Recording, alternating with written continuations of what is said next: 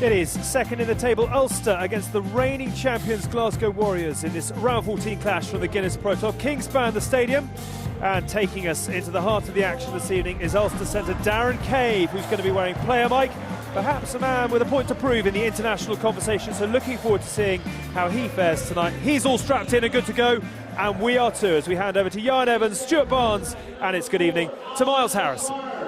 Good evening, Alex. Good evening, everyone. We might be getting stuck into the Six Nations, but this is a piece of Celtic rivalry to ignite the interest as well.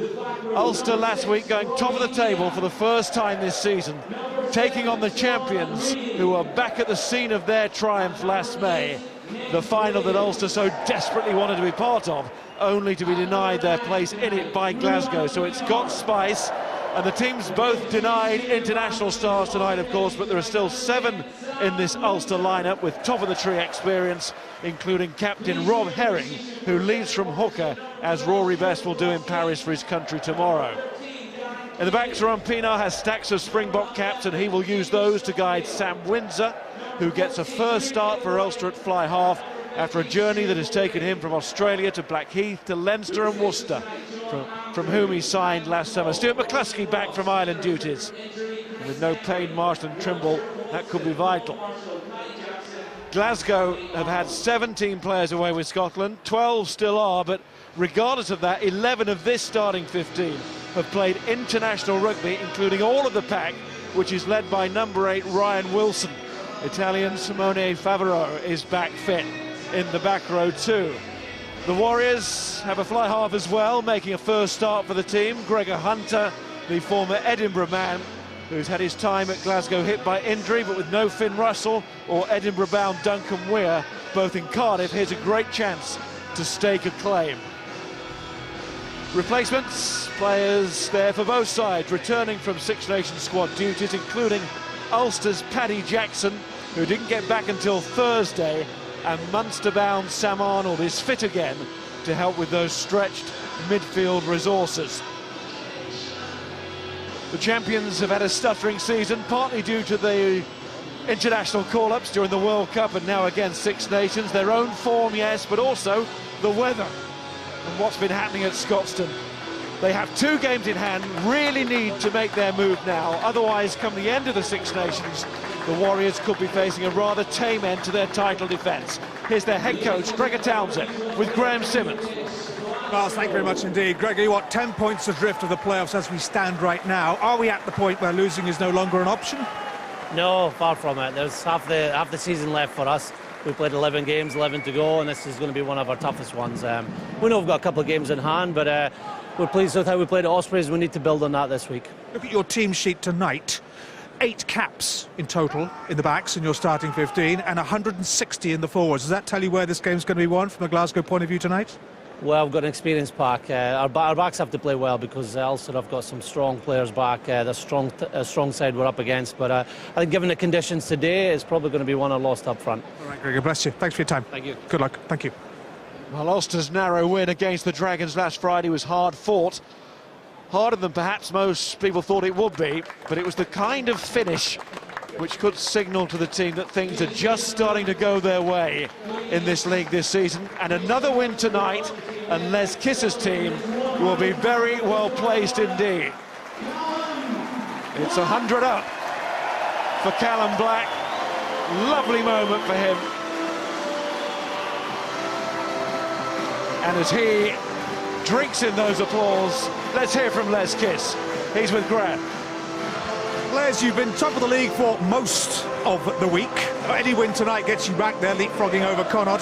Difficult, dangerous side, Glasgow. How are you going to win this? Good question. Look, we know they're a dangerous outfit. They haven't had this type of year they would have wanted up to date. But we just got to keep our mind on the job, because we know they can be dangerous from anywhere. You've got 2 virgin fly halves out there tonight. Your man is Sam Windsor, Australian, we gather. Good blokes, Australians. Is he a bit like Paddy Jackson or a very different breed? Slightly different in a way, but you know, he hasn't had much of a go this year, but he's been training with us for a long time. Paddy came back late into the camp, and we thought we'd give Sam a go. All right, well, good luck to you today. Thank you very much. God bless, Les. Thank you. Our referee gives us a bit of a Six Nations feel tonight as well. It is Marius Maitre of Italy. And our man on the player mic is that man. It goes to Darren Cave.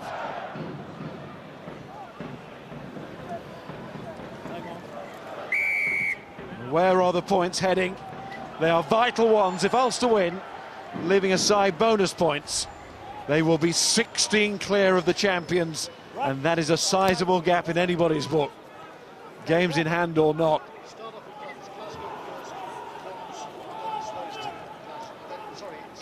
Here's Pienaar for the home team. It'll be the kick of the night off the kicking tee, and that's a pretty good start out of hand as well. Tonight's a real clash of styles. Townsend's team remain true to their beliefs, whatever their results. The league's most ambitious offloading team, especially up front. Ulster, they've been more conservative with the set-piece skills of Franco van der Merwe and Ruan Pienaar's boots central to their game. Yeah, Munster did get to Ruan Pienaar back in round 11 in their victory here. He did rattle them a little bit, but he is very important to the more prosaic style of Ulster.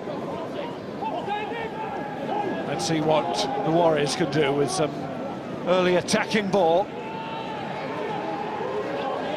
Peter Murchie coming in from fullback, he gives experience to this inexperienced back line.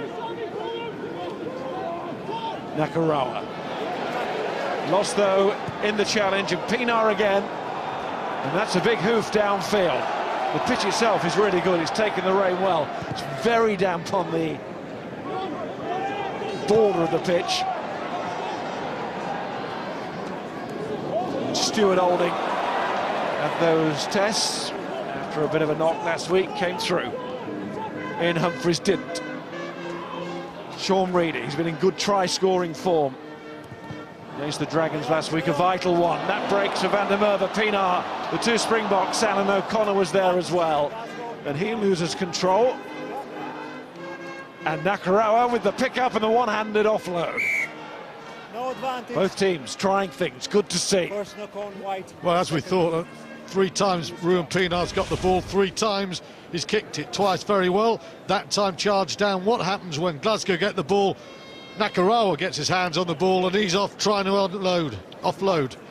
Yeah, Nakarawa is Glasgow's trigger player. He's the one that instigates so much of their play. And you've noticed the last couple of games, that draw down on the Ospreys and the victory over Racing, starting to find some momentum, starting to find some form.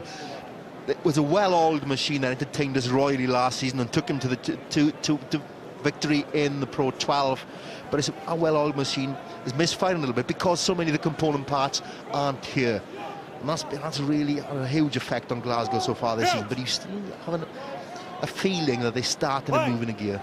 He does love an offload, does Leone Nakarawa. See there, he's been denied Glasgow appearances this season, primarily by the World Cup and his involvement with Fiji. But he's racked them up. Lee Jones made his name on the 7th circuit, where he's one of the best. But he's in touch here. Big McCluskey all over him, and others as well. And Williams has arrived on the scene. Says he wants to be a policeman. He's giving it a go there. Very good start by the home team at the breakdown. We've seen Nakarawa stripped to the ball, and that time Glasgow were just trundled into touch. Very powerful there, Ulster.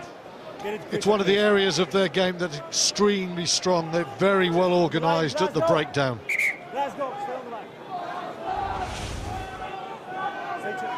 Rob Herring, the captain, throws. It's a good one to the tail. It's palmed by Robbie Dyack. Many believe unlucky not to be involved with Ireland. But it is an area of strength, of course, for the men in green internationally. Penalty to Ulster. They're all fired up. There's no doubt about that, both sides, knowing how important this match is. One word we've got to mention again, and we have to say it when Glasgow play this season, and to a lesser extent last season, is discipline, or lack of it, like Ian. It has been a real thorn in their side. 10 yellow cards this season in the Pro 12. It is a cause of one or two of their issues and their defeats throughout the season. They can't afford to do that, particularly when it allows Ruan Pienaar to ping that ball to the 22 and brings their driving line out into play. Yeah, brings this man into play, Franco van der Merwe, the best in the league at the moment, winning ball for his side and providing scoring opportunities as a result. He came in as a replacement for Johan Mullen. You thought, can he do as good a job he has? And what an asset he is in the Six Nations. He just soars over the rest at this time of the year. And Herring quite an asset at the moment with that throwing. That is really accurate, right on the money. And here comes the driving line-out. Williams has the ball. Back to Pienaar. Out it comes to Stockdale. He's 19 years of age. He's in the Ireland under-20 Six Nations squad, but he's required here. Learning in the big boys game. There's Herring now on the crash. Pienaar once more. Reedy.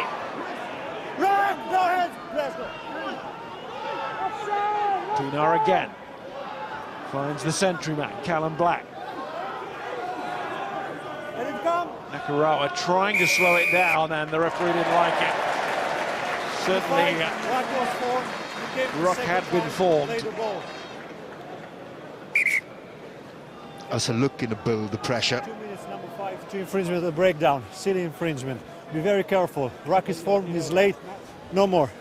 They're trying to build the pressure, use their forwards, use a strong set piece, which Ulster have got, the driving line out. And trying to see Rumpina sat in an armchair, just trying to dictate play, moving play from one side. They've been split in the field, using those big ball carriers just to punish this defensive line, putting pressure on the defensive line to concede penalties. It's an outstanding line-out Ulster have, and if you've got Herring going to the back with Van der Merwe, as you say, Jan, you've got the driving play, which will suck Glasgow in, and then when they get sucked in, you have to watch out for Stuart McCloskey, who's been outstanding this season, because coming from the tail, he will run deadly lines with the defenders just pulled in to the forwards driving play. Well, here we have Rowan Pienaar with his first kick in the competition this season. Paddy Jackson, of course, normal first choice 10 when he's not on the field. In Humphreys is the kicker. Pienaar, and it looked like the first one of the season, to be fair. That was a snap hook. A snap hook is very polite, Jan. Ball, please. He struck the ball all right in training, but as you say, Miles, it's his first of the season, and that is an absolute horror. Behind, please. Crowd a bit stunned by that. Can Gilroy get the home supporters going again? As of yesterday, over 16,000 tickets sold. Love it here. But they want their side to go on now, win the title again. Missed out last year on the home final. Trying to get to Scotland for the final this year at Murrayfield. Dyack. Pienaar. Here goes Van der Merwe. Just that one cap against New Zealand a couple of years ago. Williams, lovely offload. Dyack, lovely line. That time it is Ulster who commit the penalty offence, and it's Pienaar who went diving in. Robbie Dyack, since he's had a run of games, he's really done well. He's a good source of line of possession. He offers himself there. For those 4 or 5 phases, he's carried the ball 3 times. Got back on his feet, asked for the ball again. Really helpful as well. You've got someone like Nick Williams who draws players onto him, and then he's got these fantastic hands. A little beautiful handling there from Nick Williams. You see 2 Glasgow players get drawn to the big man, just releases that ball, but Dyack's timing is very good. The key thing is the ball here, just hold your depth, and then those little fissures in that defensive line open up. Just another example of Dyack's form. It was taken by Greg Peterson, the Sydney-born United States international. He's in the World Cup squad. At the moment he's trying to keep them all in field, which he did, along with his colleagues. Favreau, the Italian international, back from his rib injury, sets the ball back to Ali Price, getting his run at scrum half in the absence of Blair and Pyrgos. Nice offload from Hunter to Johnson. This is Sam Johnson. Gets the pass away to Bryce. On it goes to Murchie, and Jones in the corner. Well, the young backs have certainly delivered there. Gregor Townsend will be delighted with that. Well, we saw some lovely handling from the Ulster forwards, and that has just been trumped, and how by Glasgow's backs there. Absolutely beautiful play right on the gain line. We arrived here today and we thought it was all going to be about the forwards. Gregor Townsend said it only 10 minutes ago because of the conditions, but it's a reasonably quiet night. There's no great breeze, and you can see that rugby can be played, and boy, how it can be played. Superb play. Front line out, they put a drive on initially, and that just pulls in some of the Ulster players. You can see Herring, the hooker, just gets driven in. Still driving really well. Great body angles, and the timing of the pass from Windsor to Johnson, very good. Hunter. That was a beautifully timed run from Johnson. No, he cut that angle, just an acute angle. Let McCloskey just stood there, he planted his feet, and that's what he want from a runner, just to see a defender plant his feet. He used his footwork to beat him. Well, that's a well-worked try, well finished by Jones. Outstanding well-worked try.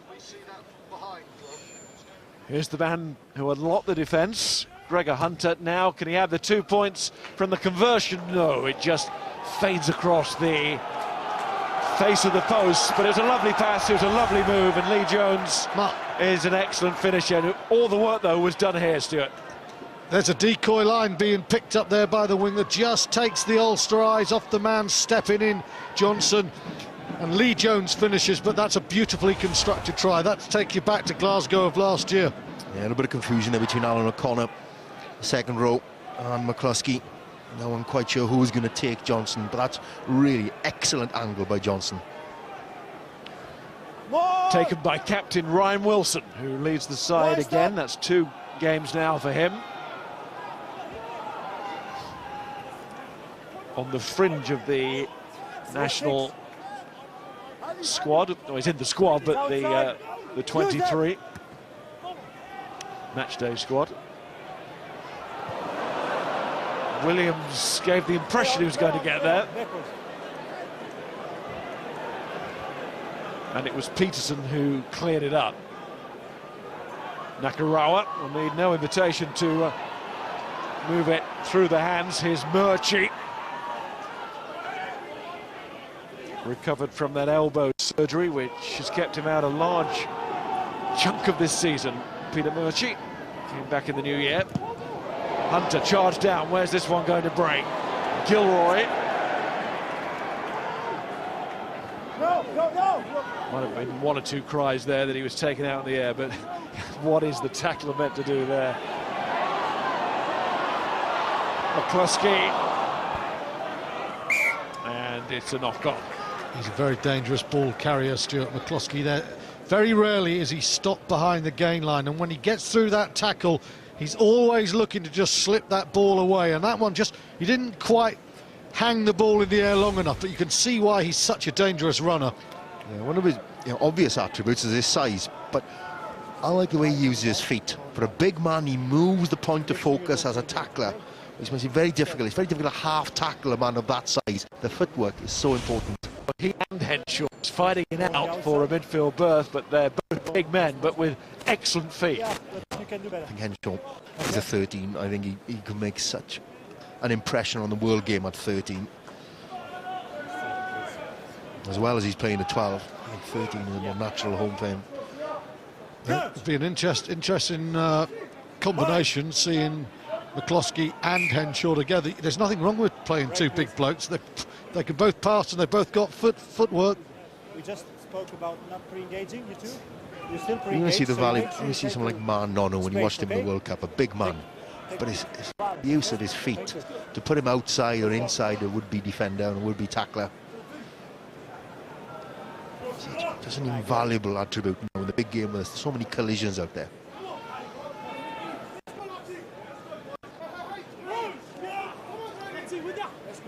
Let's not forget Luke Marshall, of course, another Ulsterman involved with Ireland, there or thereabouts. Darren Cave too, just got injured at the wrong time this season, having Got back into international thoughts. Well, you can see all those scrums in the Glasgow pack at the moment. They've started really well in the set piece there. Their scrum is excellent.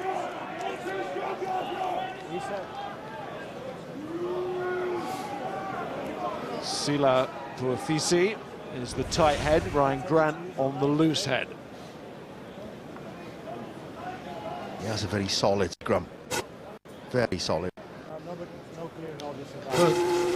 First few have been very good indeed. When you think of the players they're missing to the international cause as well, because you got Xander Ferguson, a really exciting young prop involved with Scotland now. A lot of young talent coming through the ranks at Glasgow. Callum Black was clearly under big pressure there.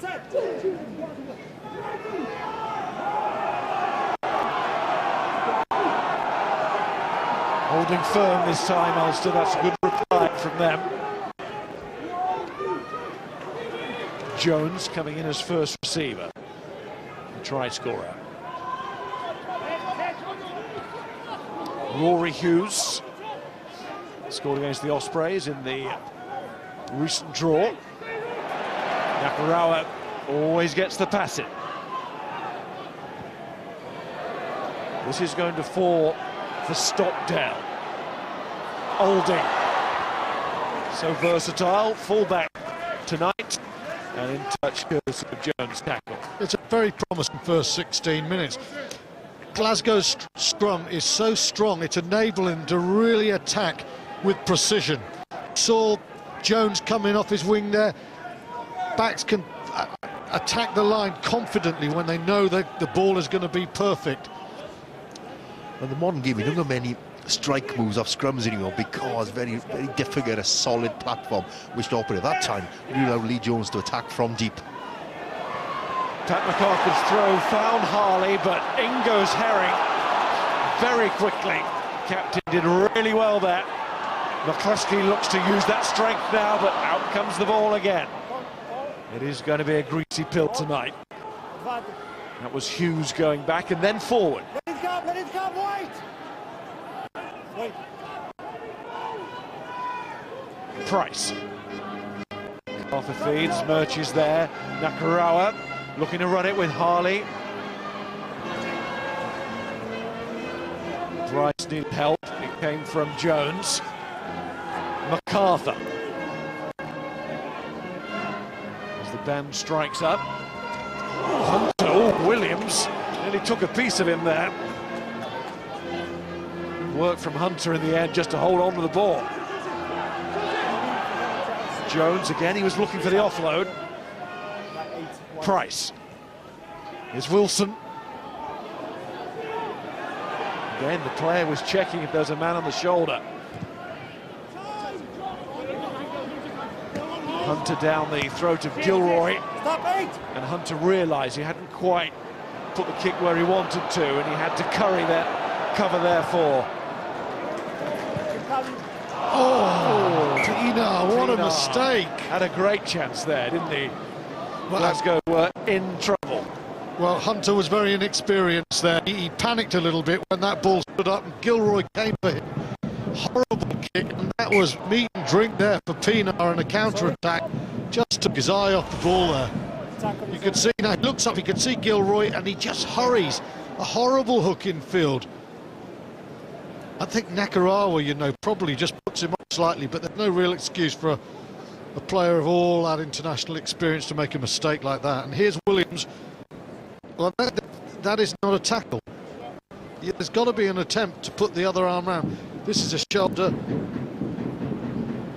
Well, it was an arm. He ran into his arm, actually, but his arm was the size of Hunter's torso, so it wasn't a fair battle. But I like Glasgow at the moment are attacking the defensive line. They're taking the ball to the line all the time. They want to move the ball around them. They're not prepared to enter a kicking duel with Ulster. You saw from Hunter's miss kick there, Gilroy read it perfectly. They don't want to enter into a kicking duel.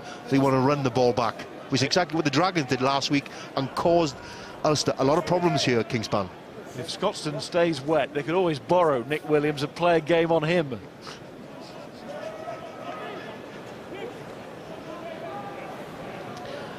think Rory was talking about a door. I think it's more the size of a wall rather than a door. He's a very thick door, isn't he? I've just had some replaced, and they're not 2 metres thick. Well, that mansion. It's a portcullis, it's not a door.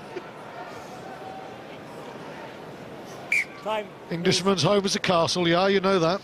Yeah, literally in your case. We agreed all 6 that stability is the key for today, so we're not putting in practice today. So respect my calls, get in and stay steady till the ball is in. Wait, okay? Thank you. Let's go. Here's the mark. Here's the mark. A high-quality Glasgow scrum so far, and it's been an outstanding Ulster line-out. Makes a very interesting match.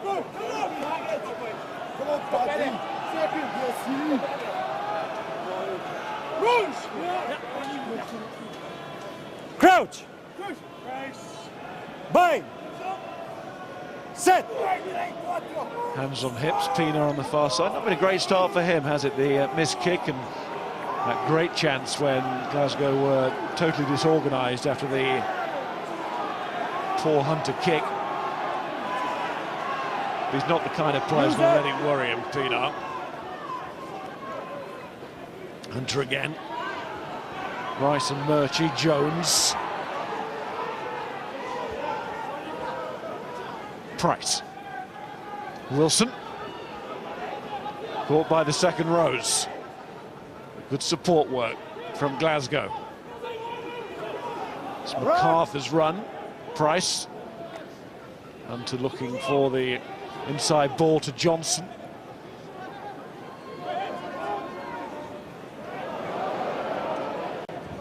MacArthur just had time to regather, but the writing was maybe on the wall. The turnover comes about. Here's McCluskey, wants to be direct there. It's tackled by Hunter. Pienaar, quick offload to find O'Connor. Pienaar to Olding, quite happy to stand in at standoff. Williams.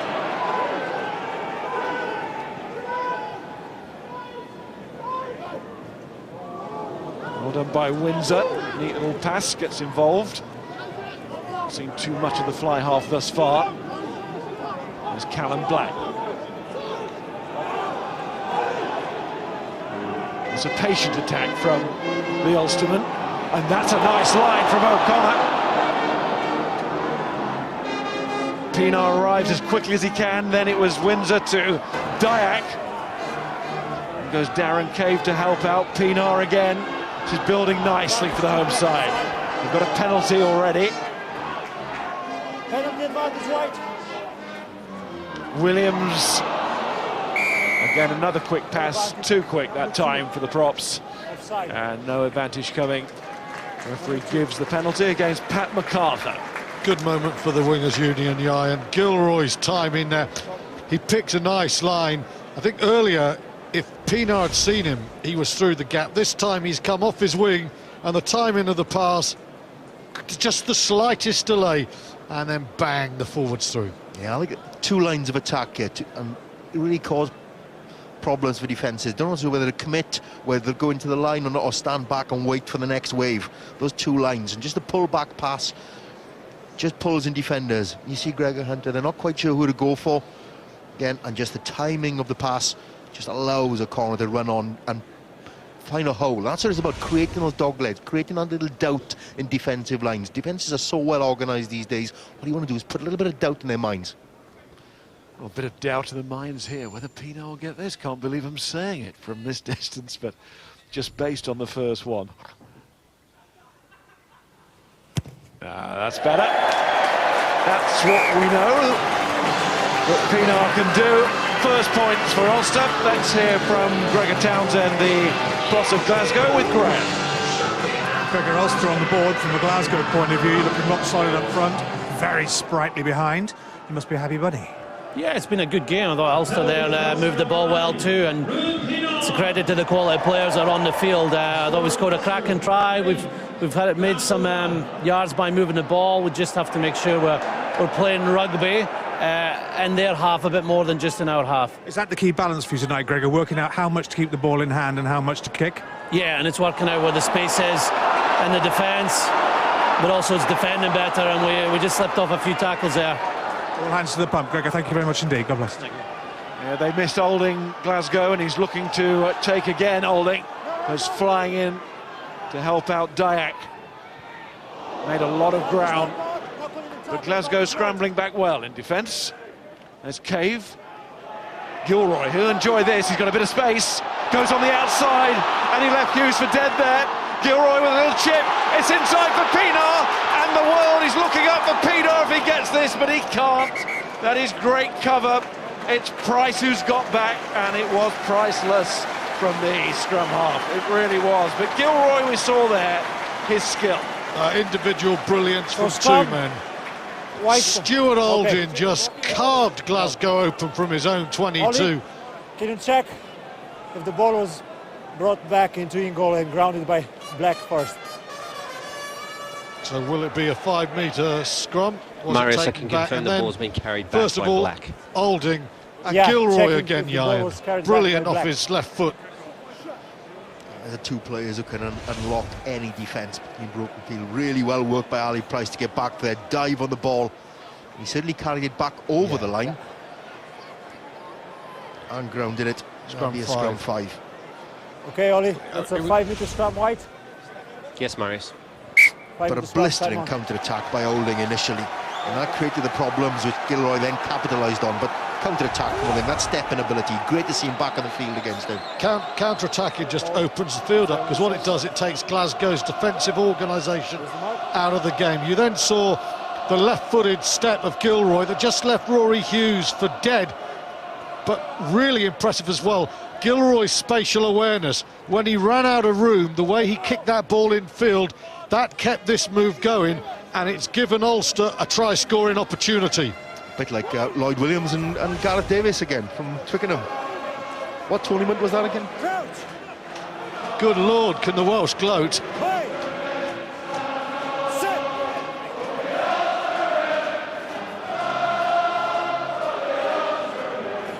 Crowd giving their full backing here to Ulster and Williams and Pienaar. It's great skill and speed from Price to get back, but the danger is not over for Glasgow. Use it. Is Herring. No. Callum Black. Williams, he might be the hardest to stop, but Favreau, the Italian, was up for that. Use it. Pienaar to Herring. Such a strong game. I think he has to sit on the bench behind Rory Best. Of course he does. Best is one of the best, but Herring playing so well in the national leader's absence. Use it. And there is Price. He's getting through some work, Price, defensively. That wasn't his best. We'll get another go, though. Use it.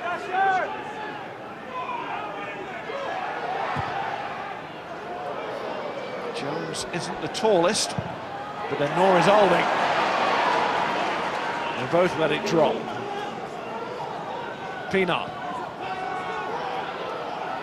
Dyack. Pienaar again.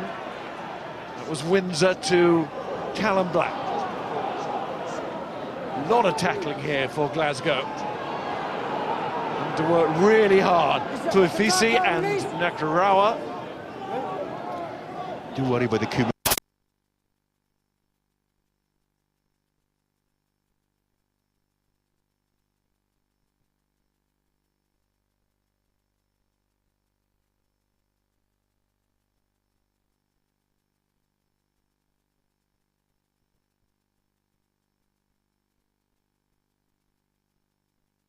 At the game, did well.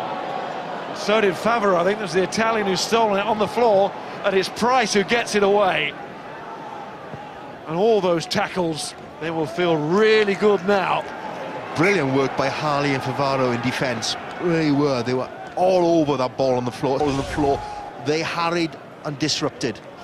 They needed to do the work. Here you can see the inexperience at half-back. Ali Price could well have gone to Hunter, but Hunter didn't really make out that he wanted it. The box kick wasn't good enough. When you're pinned in the corner like that, your ability either to win the ball from the box kick or take 30 metres out of the field is vital. And Glasgow, with two inexperienced half-backs, found it very difficult to get out of there. And I think with Gregor saying to Graham Simmons, we need to play territory, Ulster will be thinking, if we can pin Glasgow there, they're going to find it increasingly hard to get out. Down it comes from Van der Merwe. Gilroy got it back. So close to being a knock-on. O'Connor on the floor. Windsor looking for Reedy on the inside and found him. Klusky.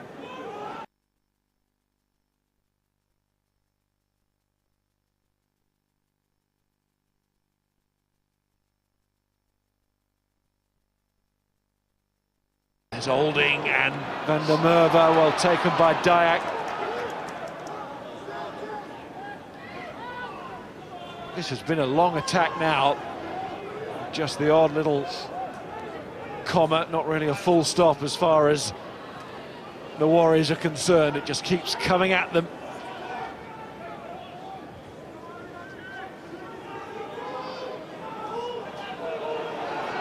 But that combination again of Pufisi and Nakarawa works superbly and win the penalty. Well, it's defensive set after defensive set. There's an accumulation effect where they pay the prices later on, but it's been dominated the last 10 minutes by Ulster. 88% of it's gone their way. A lot of tackles, but what's helping them is their work on the floor. Their work on the floor has been excellent. Hasn't always been the case with Glasgow. They haven't been the best breakdown team in this league. Hasn't been a great strength, but they're going really well today. They seem to be a little more urgent into the breakdown than they have been at times this season. Good example here. This time two men in very quickly, and you can see the bodies over that. Grant's there, Nakarawa, who is good at the breakdowns there, helping. Referee, it's always given for holding on to the ball, but really it's the other team getting there first and just making it impossible to release. Well, it's winning the race. You've got to win the race to the breakdown. Pufisi was excellent there.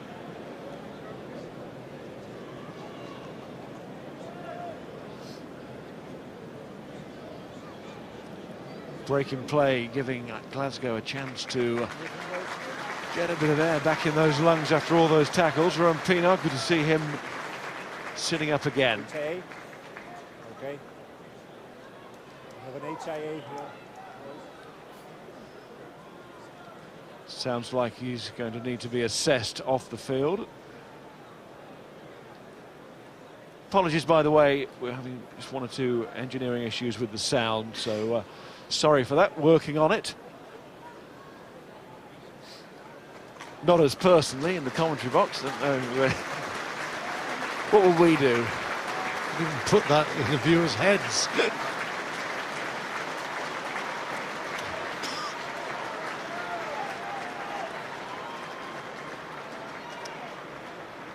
So Pienaar takes a rest.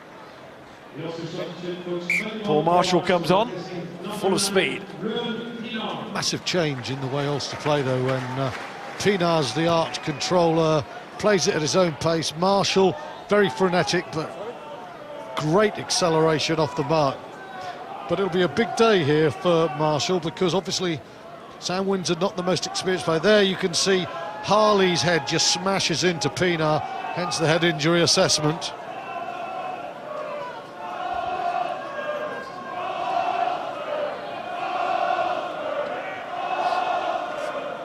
MacArthur throws, and he's accurate. Penalty already awarded.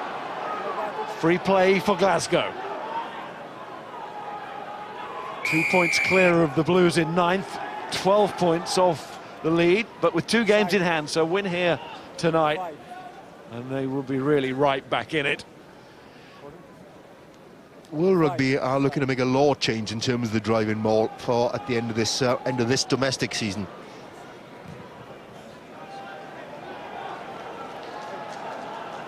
And what's going to happen is the fact they will have to bring the ball back. You won't be able to bring players in ahead of the ball carrier. That time you saw Pat MacArthur join ahead of the ball carrier. Not going to be able to do that. You're going to have to move the ball back to the tail of the driving line out.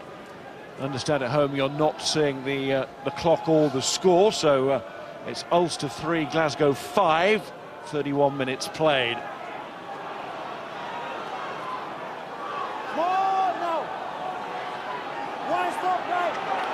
Pienaar penalty goal. He's off the field at the moment. The Jones try for Glasgow. That's why they're 2 points in front, and they're looking to add here with Hunter going wide to find Murchie, the fullback.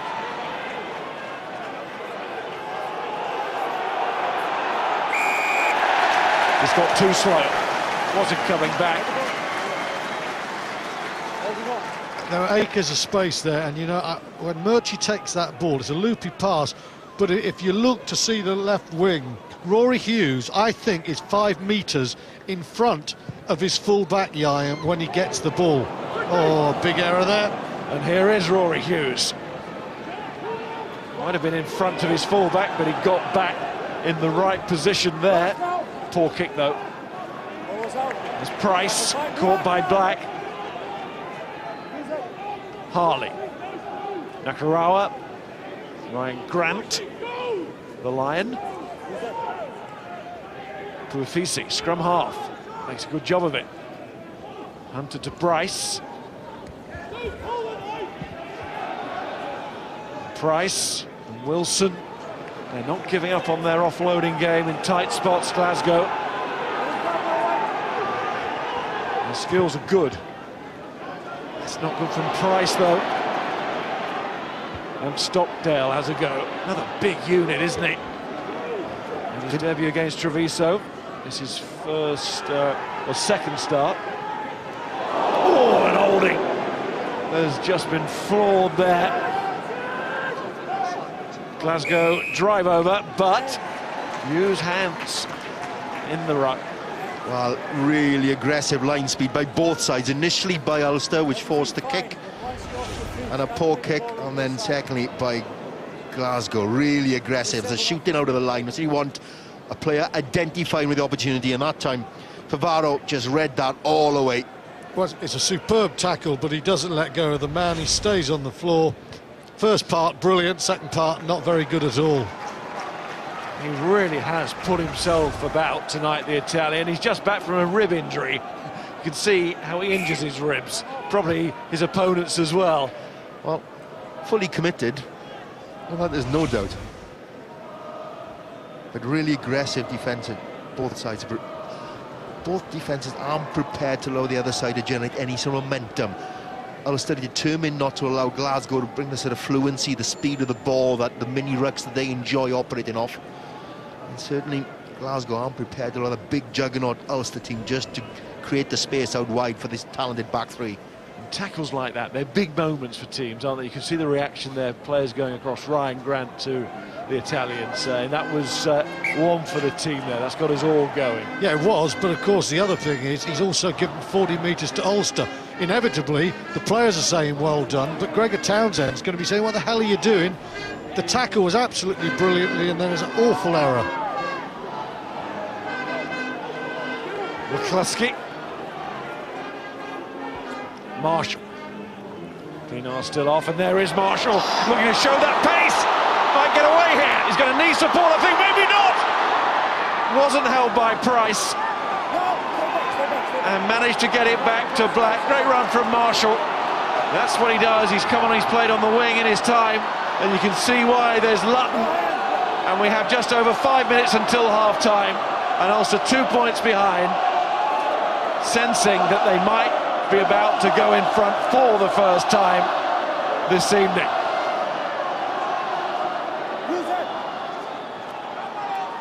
Marshall again. And once more, with advantage being played, there's Cave and Windsor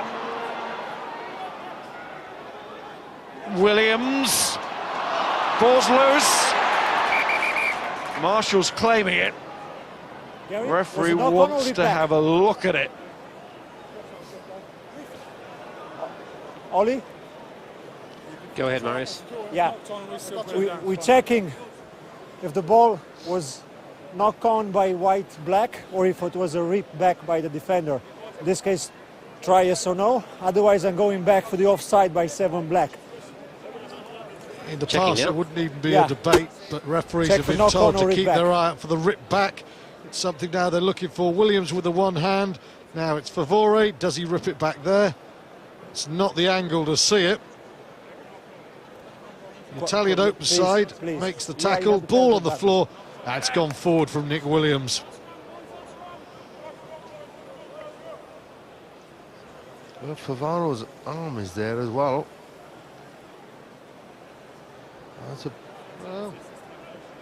It's a bit of a scoop, isn't it? You can see why Gary Conway, the assistant, was unsighted. Well, Marshall's getting his hand down on it. That bit, he's got to try if it was ripped back by Favaro. Does he get his hand down? Not certain he does, you know, Miles. Being ripped, we're just checking the grounding. Brushes over the ball. You're checking the grounding? Yeah. Now. Caresses the ball. Great. Just when you need a post to be a metre the other way. It's not clear for me from the screen if it's a touchdown by white or not. So I have to ask you for a recommendation on this one. Has he got any control of that? See, no's given. I'd say it's a try, you see. I think so. I think the touchdown bit's okay. It's the other bit I'm not so sure about. Well, I'm not quite sure with the knock on, but I'd say that as a grounding, I think that's a try. But are we certain that this ball has been ripped back? Because there's been no evidence yet. I don't know. Ollie? Marius, I have a decision. Yes, tell me. There's not a clear grounding by white, and there is Ollie not Hodges a clear grounding by TMO. white. Okay. So the ball is then being grounded by black. Okay. And it's been taken into in goal by black. It's a 5-metre scrum white. Okay, so it's ripped back, but it's touched down by black, not by white. So no try. I'm going back to the advantage. It's okay? Yes, Marius. Okay. It was ripped back, but it wasn't a clear touchdown by white. So it's no try. We're going back for the penalty here. Yeah. Here. I think that's pretty. No. I think that's pretty sound officiating. Captain. There was a lot of doubt. There's no doubt about that. Over here, okay? For number 7 offside. We're going back to the advantage. Favore is starting to rack up the penalties as well, isn't he? Offside. Ulster have lost Pienaar, but Marshall brings a different characteristic to the game. Really quick off the first 5 metres. He's the one that created that opportunity to begin with. Lightning of the first 5 yards. Doesn't have the tactical game that Pienaar's got, but he certainly brings an added dimension. Well, had Ruan Pienaar been on the field, that break would not have been made. It's as simple as that. Pienaar's speed is in his brain. Herring's throw, and for once it goes through the hands, straight to Tongan prop, Tuafisi. And Glasgow counter-attack here. This could be interesting. Bryce. And we're hearing that Ruan Pienaar will be staying off the field. That's a permanent change. After that head injury assessment, here's Craig Gilroy. 4 minutes until the interval, and Gilroy's on fire again. Another chip. This one he needs the bounce, and Jones gets across this time, and Hunter on the left boot. That's the angle he wanted. That's his preferred side. He got good distance on it, but Gilroy is starting to show why he has some people backing him for higher honours. George Hunter is feeding Gilroy, and he's got to stop. The fly half is kicking badly. The counter's brilliant. Yeah, that's twice Hunter as he was that. He's a left-footed player, but Gilroy's read that kick twice now, and twice he's brought the ball back to nearly score on the other side of the field. Really good understanding from Gilroy. He's read the kick. He watches the outside half's eyes. He knows exactly what he's trying to do. More. Reedy to Williams. Just the penalty to show for their efforts in this first half. Ulster had a lot of territory. As Windsor keeps Glasgow pinned back. Again, I go back to that point though. The one element of Glasgow's game that's really poor is their kicking out of hand. Gregor Hunter, Ali Price, they seem to just have a knack at the moment of finding the back three, Iron, and Ulster coming back. The pressure's growing. Their inability to exit from their own, deep in their own territory, really is difficult in trying to do that, and that's building up the pressure, as you said, the number of tackles they're having to make, the number of time they're spending in their own territory. 80% of the game is spent in their own half. It felt a lot, and that confirmed it. Why stop 9? Price. That's better, much better. Doesn't give Gilroy any chance to counter-attack there. Don't have to go 50-60 metres, but just take the tempo out of the back three and the counter-attack. There's so much for Gregor Townsend to be pleased about the performance of his team in the first half, but you've got to worry about the accumulation of all his defending, the fatigue factor later on in the game. It's working again between Herring and Van der Merwe. McCluskey. Gilroy was threateningly there again. There's Marshall, Dyack, Williams.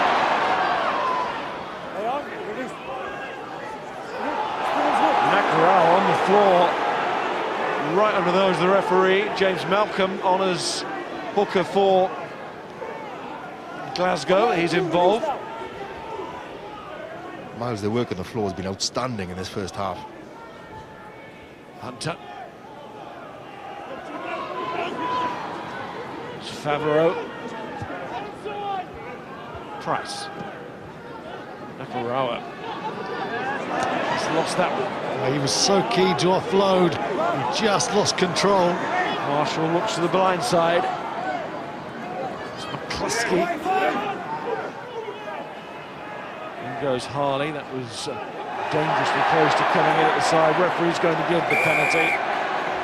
And Marshall makes a hash of it.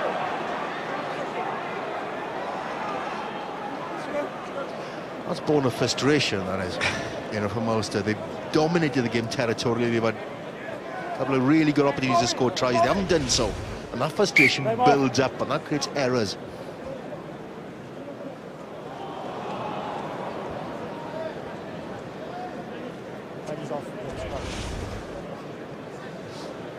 That is frustrating. Just lovely to see earlier as well. We've seen the soft hands of Williams put Dyack into space. Then we saw the other thing happen. Here's the break from Marshall. He's got great pace. Thank you.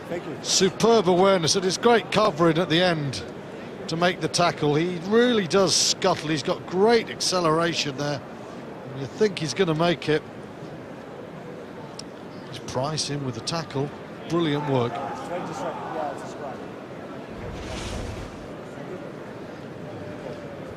Price's covering in this first half has been vital, not just on Marshall but also Pienaar before he went. Try saving moments. We're going into half-time. Ulster are behind, but they've had all the territory and they've looked dangerous. But Glasgow will say, OK, we've made the tackles, we've made our turnovers. If we can find a way to play in the right part of the field, we ourselves are dangerous. The problem for the visitors is they haven't found a way to get out of their 22. They've got to sort their kicking game out.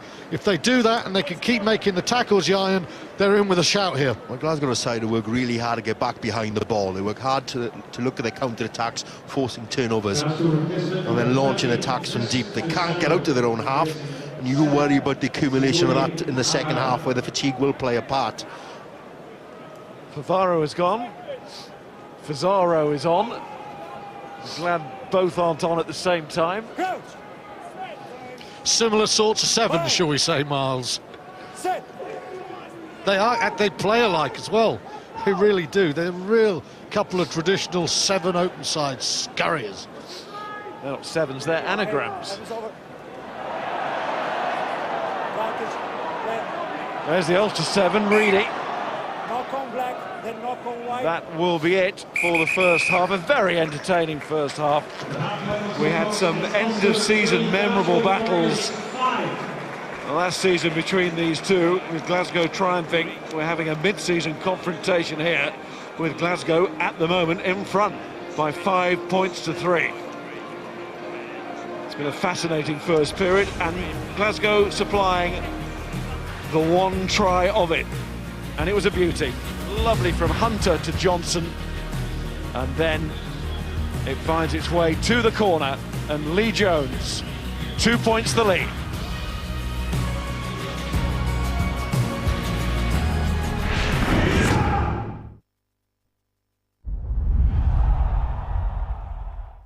People think Californians live in our own reality. With our heads in the clouds. What? Huh? Line? Maybe we do live in a fantasy. Just hanging out. We're just like everyone else. You know, average Joes.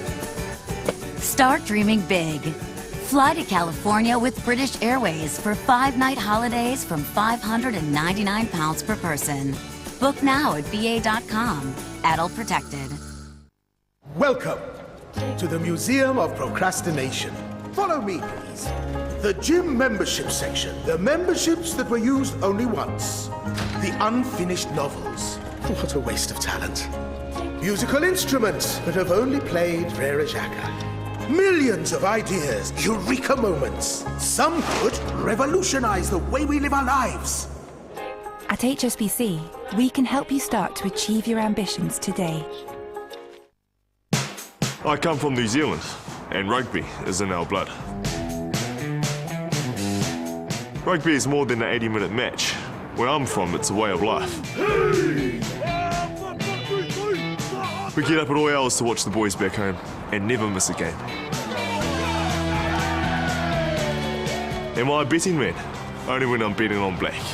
At BetBright, we get what it means to be a real fan. Bet on rugby, and if it loses, we'll give you a free bet of up to £30. Text FAM to 64455 or go straight to betbright.com to get your risk-free bet of up to £30 now.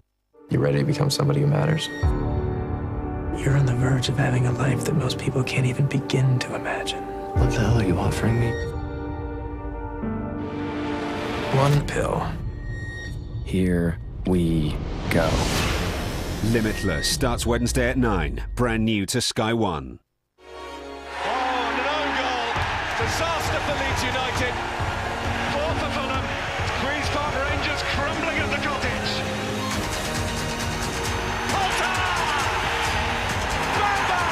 QPR Fulham, Leeds Borough. This weekend, live only on Sky Sports. It is second against eighth in the Guinness Pro 12 here at the Kingspan this evening. Obviously, Glasgow Warriors, the defending champions. Ulster were leading the way coming into the weekend, but it's, well, lots of action from the home side, but not all of it that tidy. Rumpina with an uncharacteristic miss from in front of the post. Glasgow have sucked up everything the home side have thrown at them and struck on the counter-punch as well. Peter Murchie with the beautifully timed scoring pass for Lee Jones to scoot into the corner for the only try of the first half. Pienaar did then find his range, but departed not long afterwards with an injury, and Paul Marshall has come off the bench and injected just a little something extra. We see this time and time again with the pace that he can bring to the game. He went close in the right-hand corner and then thought he'd scored, only for the TMO to adjudge against him. And Glasgow have just hung on in there at times, but will be delighted, no doubt, to be leading by 5 points to 3, in stark contrast to Les Kiss, who is laying down the law to his charges. They've had, well, arguably the better of the stats, less of the defence. Tackles missed, well, too many, I would think, for Gregor Townsend's liking. Much more the carrying game for Ulster, but you can see the real problem is that they have conceded 7 turnovers, and that, well, really, most of them in the red zone. That is what has kept Glasgow in this game and has kept them in front as well. So both changing rooms with plenty to work on, but you would feel, given the way that that first half has played out, that Glasgow would be absolutely delighted to still be in front, won't they?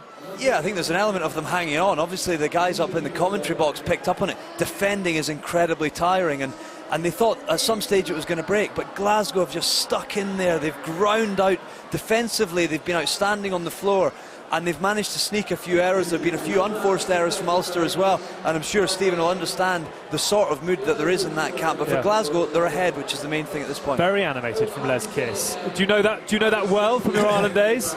Yeah, but look, I think Paul Marshall just taking a quick tap and being knocked on just sums up Ulster's half. Too many mistakes, a lot of frustration in that changing room at half time. A wee bit of experience would ruin Pienaar, get the ball, kick it to the corner, try and get 3 points before half time. That's what I would have been doing on the pitch, but too many unforced errors. Why are we seeing this from Ulster? I mean, you mentioned pre-game that they're not at their best, but even by their standards, this is below that, isn't it? It's a lack of concentration. That's all it is. The guys don't mean to go out there and knock the ball on or fumble the ball. They don't mean to do it. But it's just a lack of concentration, and you just look at Paul here. He's done this all season for Ulster, and this is the first time it's happened. But look, listen, he should have got the ball and kicked it to the corner. It would have been a different story, potentially a different story. Yeah. Let's have a look at Glasgow's try, though. We mentioned the fact they've sucked up most of the pressure, but how beautifully was the score constructed for Lee Jones? Yeah, it was magnificent. Gregor touched on it at the top of the show to actually say it's going to be one up front, and it started actually off a fantastic Glasgow line-out drive, and actually they're in the tight channel there. It's a good carry here by Pat MacArthur, but actually he said the pressure's going to be on the backs. You look at it, I'm just going to pause it here, and you actually look at the Ulster defensive line. It's a little bit uneven, but numbers-wise, they've got 5. From Glasgow's perspective, you've got Gregor Hunter on the ball here. He's going to manage to kick out and get at Sam Windsor. The threat here is actually Rory Hughes, and if you look at him, the eyes of McCluskey here are actually on him. And Sam Johnson picks a magnificent angle right in here and then kicks all the way out to the defence. And as we run it on, you see the angle, but he's got the foresight to make the outside break, pick up Glenn Bryce in the outside channel, who picks up Murchie and Lee Jones in the corner, and that will delight Gregor Townsend, because it's an opportunity out of nothing, really. I just feel for Peter Murchie, who takes one in the ribs and is rolling around in agony as Lee Jones gets the celebration. From an Ulster perspective, how frustrating to get the teeth back in, to concede a score like that. Oh, I was standing up here, and somebody just needs to come up and make a big hit there. That's a brilliant opportunity for the boys to get line speed and come up and sniff anything that Glasgow want to throw at them. But they don't. They ball watch. A man goes through the hole. But in fairness to Glasgow, they finish it really well. The winger should have hit in and taken the man. He didn't. They got the ball away, trying the corner. And to be honest, it was such a good move. Glasgow probably deserved it. You mentioned a very interesting point during that first half, which is that you always think Ulster psychologically play better playing towards the clock. I've never heard that before, but where does that come from? Yeah, look, listen, if Ulster win the toss, we always play up the hill first half. It's just, when these stands weren't here not so many years ago, the wind blew down the pitch, and I felt when you're out there, the wind was on your back, you were playing towards the corner, and it always gave you a little bit more belief that you performed better in the second half. For me, it did anyway. I think Ulster won the toss. Absolutely. They do have the advantage of playing towards the clock. There you have it. Straight out of the mouth of a man who knows it well. But Ulster obviously have the advantage of playing towards the clock, but they've got work to do to turn this one around. Just 1 win in 6 for Glasgow Warriors. But of course, they won the trophy here back in May last year. And at the moment, they lead. What a precious victory this would be for them on the road. But a lot of work for them. Just a quick check on other scores. Obviously a bonus point win for Connacht last night at Rodney Parade. Leinster got the bonus point in the can already in the first half against Zebra. 2 for Iceland Thayer, 1 for Hayden Triggs, and the bonus point score from Adam Byrne in that one. Glasgow leading by 2 here at the Kingspan. Scarlets have taken an early lead in their game against Edinburgh. Morgan Allen with the try there. Tomorrow it's Treviso against the Blues, and on Sunday in Cork, Munster will host the Ospreys. He's been a bit of a superstar off the bench of late, has Paddy Jackson, and he has stripped off once again and will no doubt be taking his place once again right on halfway as Ulster prepare to come back out, and from one man about to come on at 10 to a man who is unfortunately missing this week through injury, but Ian Humphreys is ready to stand by and talk to Graham. Alex, thank you. Ian, how come Ulster have only scored 3 points for all that pressure in the first half? Yeah, obviously we've been a little bit loose at the breakdown. Glasgow very good over the ball, and we've turned over some soft possession.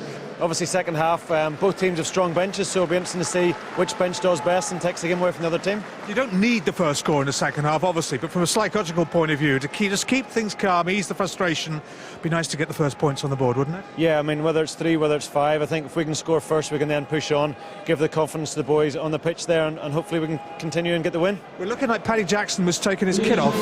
I don't mean that literally taking all of his kit off, but getting ready to come back on. I mean, that's a bit tough on Sam Hunter, but is that fair enough? Is that a good call? I think so. I mean, obviously Sammy's done quite well in his first start, but with Jacko's experience and especially with the goal kicking in such a tight... There he is, he's coming out now, 22. Yeah, I mean, Jacko knows how to run the game, and obviously he's been frustrated, he's not getting much game time, so hopefully he can do the business. How difficult is that going to be for him? I mean, he's been away with Ireland all week, only came back yesterday. Tough ask for him? No, I mean, he knows the cause, you know, he's been here for many years working with Dookie, and our patterns are pretty set in stone, so he knows what to do, and he's an experienced player. All right, nice to talk to you, Hunt. Take care, look after your head, yeah? Cheers. Thanks, Graham. We had rather assumed that Paddy Jackson was going to come out in the second half wearing rugby kit. There was no need to clarify that. And Jackson starts the second half and doesn't start it too well.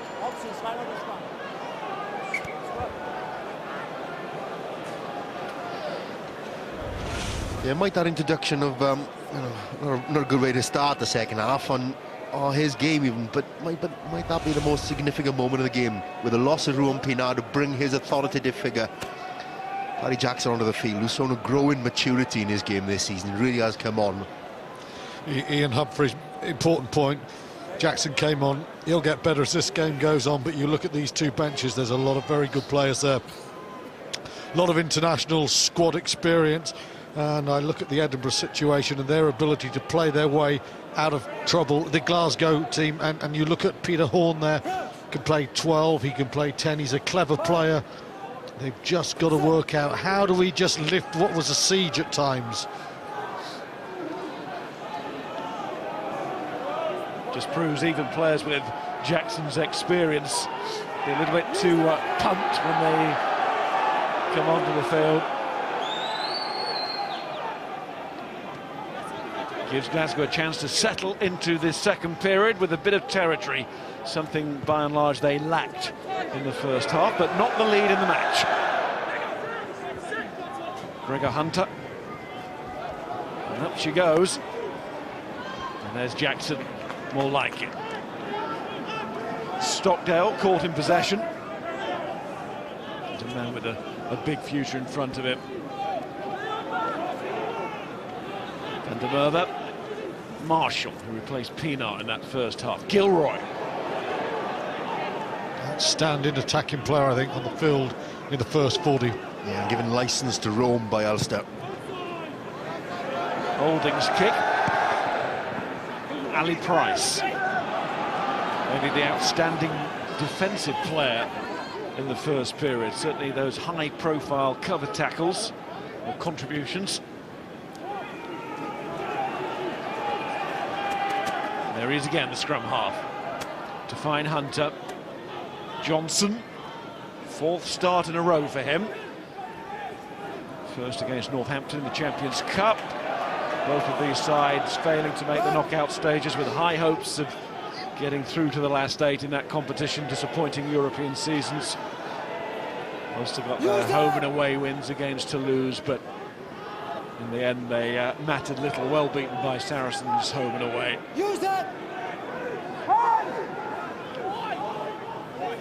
Glasgow just really left themselves too much to do after that home defeat to Northampton. There's Bryce onto Murchie, and try-scorer Jones, tackled by Holding. Glasgow got outside Ulster defence with some ease there. Nakarawa to James Malcolm. Came on in the first half for Pat MacArthur at hooker. Nakarawa. Ryan Grant's going to play this. And it all goes horribly wrong as Ryan Wilson, the captain, drops the service from the stand-in scrum half, the prop Grant. Ian, you mentioned how easily Glasgow got outside Ulster there. I thought in the first half quite often they were just, once they got outside the 15-metre line, there was a lot of space there. They're making 15, 20 metres. it seems to me that Ulster are defending fairly narrow there, and they're giving them the outside. They must be careful because Jones is very quick, and also, you know, they've got some big men like Nayaravoro on the bench. He comes on and you start giving him space, then he will take it. Seem to be employing a sort of bend and not break defensive, pushing across hard, but the difficulty then, it allows Glasgow to get in the backfield, and generally then they start flooding the channels and getting those ball carrying, their offloading game going. Once they cross that first initial line, they tend to be very effective. Well, I can recall throughout the World Cup watching Ireland, especially their performances in Cardiff, and just thinking there's no press from Ireland at all. They're up and they're across, and it looks to me like Les Kiss has brought to Ulster what he perhaps once brought to Ireland, and it's something, a pattern we're seeing in defensive play here. Now this could be significant. Rob Herring, the captain, has had a really powerful game in all that he's done. Not just the nuts and bolts of the throwing into the line out, but around the park as well. But he's wincing there, and he's replaced by John Andrew.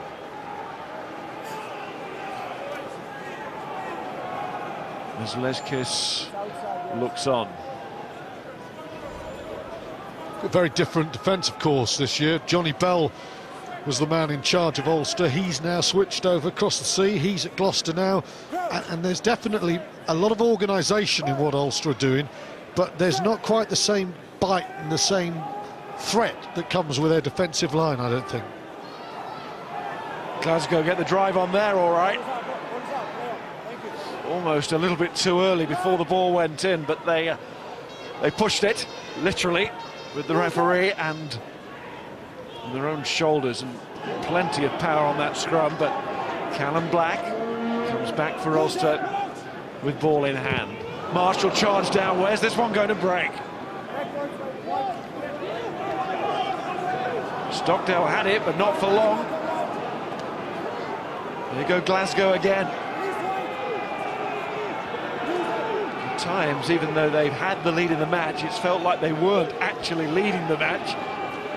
They will look like leaders if they score here first in the second half to do so.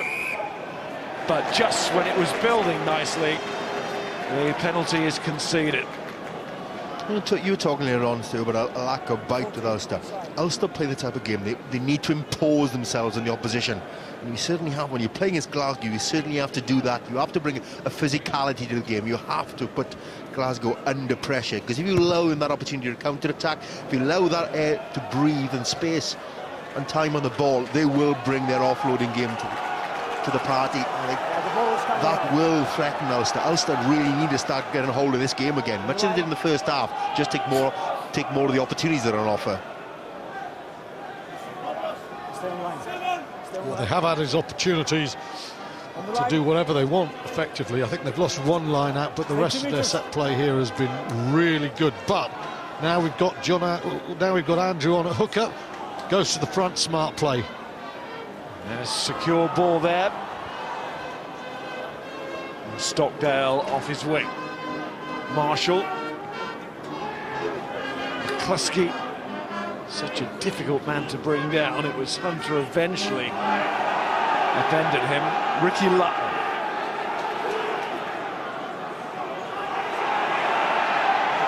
Jackson.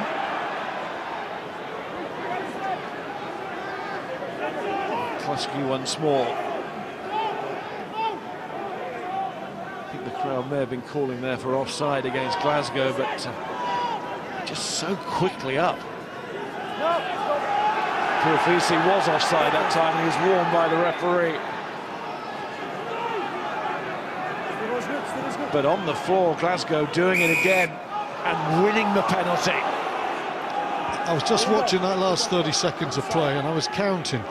And on a number of occasions, you know, Ulster had something like 10 men in open play, and Glasgow on one occasion had 6, and one they had 7, and that's the tale of the first half. They've committed more men, as you said, Ian, to the breakdown, and they are getting the benefits there, and they are banking on Ulster having numerical supremacy. But when so many of them are tight 5 forwards, front rowers, they're not able to do anything. Look, 1, 2, 3 men.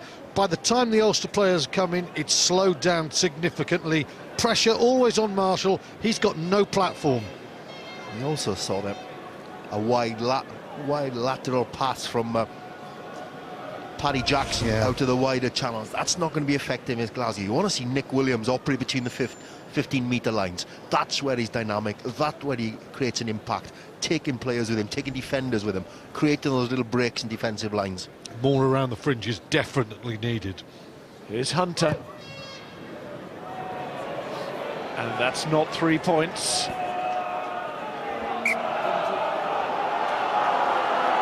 Looked like it might be on the edge of his range, and it proved to be.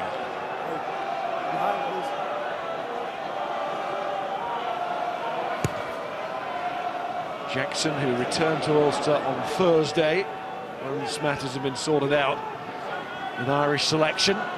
Peter Murchie, that's a good ball. He's found Bryce. Bryce looking around for support. Piling in there was Harley. Right off his feet, but the referee lets it go with Wilson. Hunter gets the handoff in. It's a good start from Glasgow in this second half.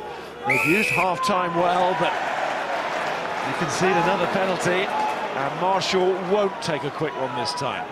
Yeah, good work by Ulster in the breakdown, but what a brilliant counter-attack from that long drop-out 22 from Paddy Jackson. Glasgow brought that back. And a lot of detail in that counter-attack. You can see what Gregor Townsend's work has done. There's a lot of detail. You don't initially see it, but everyone knew exactly what they were trying to do with that long restart. Ball went deep, a lot of movement, people working hard to get back, and that's what Glasgow do. Work hard to get behind the ball, and then a pull-back pass just takes in 3 defenders, and that delayed pass allows you to get in the backfield. Really well worked. Glenn Bryce just eased outside that pass really well. He let the Ulster defender follow the ball. He just slipped outside. That was a lovely play from the centre. Yeah, well, counter-attacking is about isolating defenders. Here's Jackson. And McCluskey. I think it's Chris Henry on the far side who's stripped off. Some good benches tonight with players returning from the international scene. They've trained this week. It is Henry. There's Stockdale. There's Jackson. Alan O'Connor come through the academy here. Malone, his club. Jackson, and that's lovely from Reedy. On to Stockdale. It's a young lad, 19 years of age. Looked to show what he could do, but then it got a little bit cluttered and complicated, perhaps unnecessarily so. Eagerness the issue there.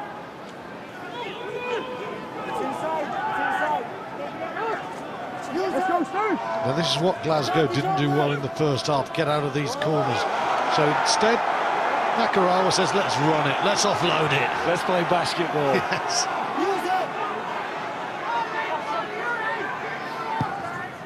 Ali Price. Gilroy. He's won 6 caps, scored 2 tries in those 6 internationals. 4 more Pro 12 tries this season. Ulster's equal top scorer along with Sean Reedy. On the open side. Callum Black. Marshall. O'Connor again. Nakarawa was receiving treatment, he's okay. Olding finds Cave onto Gilroy, and Gilroy stays on those quick feet, and Gilroy goes! There's an awful lot of Glasgow players there, and they just about get him. Here's Marshall on to Andrew, who links. O'Connor. Andrew gets in there again. Off the floor from Black to Jackson. Here's McCluskey. And Ulster revving it up once more. Reedy goes in. Oh, that's good play. Charging on. Wilson got in the way for Glasgow, and they have to defend again. The first time really in this second half, but they did so much of it in the first period. It is there for Marshall. He gives it to Lutton. And they've made it, have they? Yes, they have. Ulster over the line. It looks like Black. 100 games. And a try to go with it. But the big man flops over. Ulster in the end bludgeoned their way over. But it's the man we've been talking about for much of this game, Craig Gilroy again. Stiletto sharp all day. He's the man there with that counter-attack. Just split open Glasgow and they never slowed down the move. Pandora comes off his left wing here and bang. He's out of the box and there's no putting him back. Brilliant run. What I liked about that whole build-up was the mix in the game, the power in the middle, as you mentioned, the bludgeon to pull in defenders, and then you attack those wider channels. Use the ability of Paddy Jackson to find the player on the outside, McCluskey to carry effectively, and then a mix, and then the big boys just to take it over the line eventually. That's the mix that Ulster need. The blend, and that tires a defence that's really made a lot of tackles in the first half. And eventually it had to come, providing they held on to the ball. Just got a bit of the line. Just. Here's Jackson with the conversion. And that's turned it right around. 10-5 to Ulster, having moved into pole position last week. This is the week to really push on. Although Connacht, of course, at the top after last night's win. They won't be tonight if Ulster win, and Craig Gilroy certainly playing his part. Those stats are not lying there. He's outstanding. You know, there's a lot worse wingers who have got a lot more caps, and this guy, 6 caps, 2 tries, his international career, I would not write it off yet. He's a fine player. Very fine. They're well blessed with top-notch wingers here at the Kingspan. Bow, Andy Trimble and Craig Gilroy. They said the work between the 15s with men like Nick Williams is going to be important if Gilroy is going to have even more of an effect in the latter part of the second half. Holding clears to find Wilson. As Nick Williams is leaving on his way to the Cardiff Blues next season. Peter Horne's come on for Gregor Hunter. Talk about the quality coming off the bench, that's been knocked on, and Ulster feel the tide is turning here. Let's just enjoy a little bit more of this man, Craig Gilroy. I've got to say, Nakarawa misses the tackle. He's forced a few offloads. It has not been a great day for the Fijian. It's been a tremendous one for the Ulster left winger, though. He's got that balance, very light in his feet, but also strong in the hips. It's quite hard to bring him down once he's in full flow. And he's been given, as I said, the licence to roam around the field. Callum Black hasn't quite got a licence to roam around the field, but he did roam over that try line. I tell you what, if there's 2 more millimetres to go, he's losing that ball out of the tackle. 2 millimetres is all it took. Oh, yeah. Bang!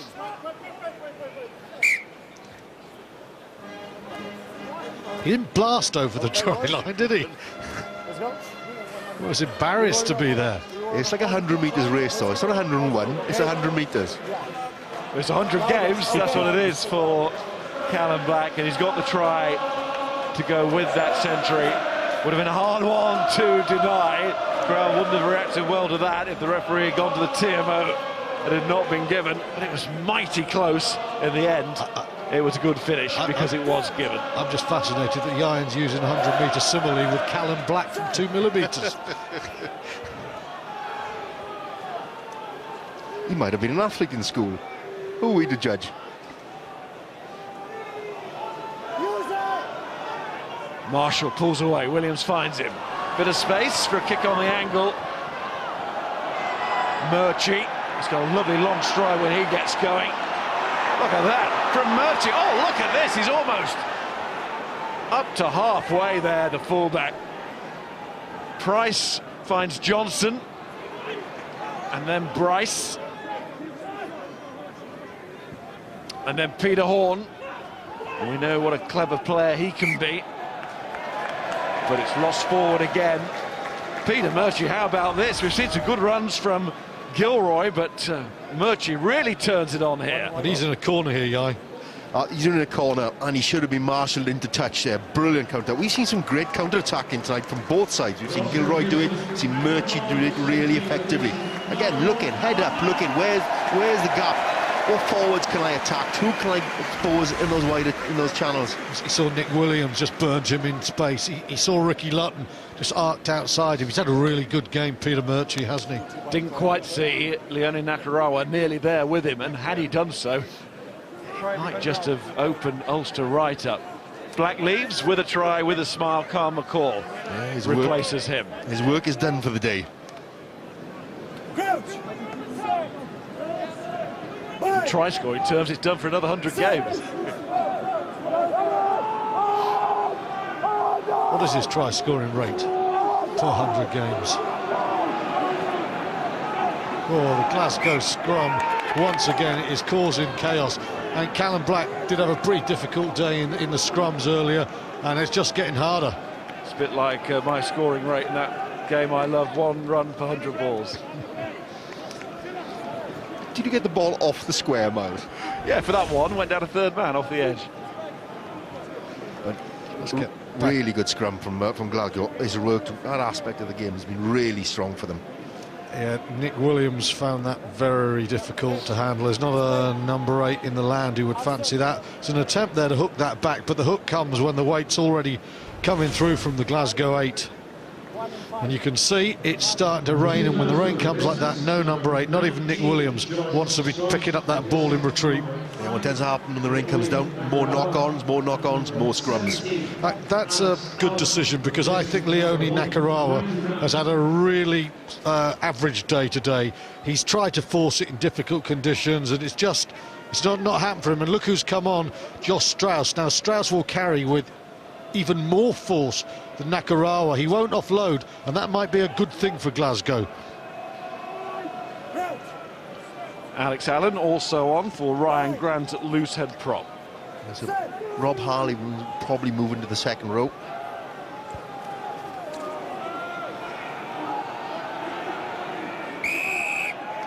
Long blast from referee Marius Maitreya, and it's a Glasgow scrum penalty. Enjoy that. It's gone against the new man, Carl McCall.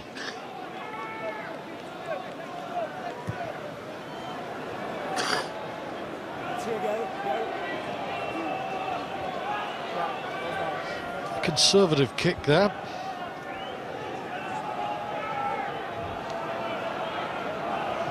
You could have put 10 metres more on that one, really. That's a waste of a penalty. Glasgow 1 win away from home this season in this competition. Against the Blues in November, the week after the World Cup final. 35-30 they won that day. They're going to work hard to win this one now, with Ulster having got their noses in front, but they are working hard. Price and Johnson. Price again, caught in possession. Franco van der Merwe. Of course, news this week that Marcel Coetzee will be joining Ulster next season. That's a great signing as well, that is. That's a pretty good steal here by McCall. And Ulster might have an extra man. Jackson takes them inside to Cave. Cave goes for the boot. It's on the angle. Where's it going to run to? Lee Jones is the answer. Price, and the space here, because all down this flank, Ulster totally committed on the chase. Cross comes Stockdale, and he's off, and he might have a bit of space of his own here. He fancied a little chip, he needs a bounce, he's got it. Stockdale had it on a string, and then he goes on the outside of Wilson. Little chip in behind here. Stockdale has got support from Cave. What a run from the young winger. Ryan Wilson, wow. Brilliant from Ryan Wilson. The captain, rugby, though. The captain got back.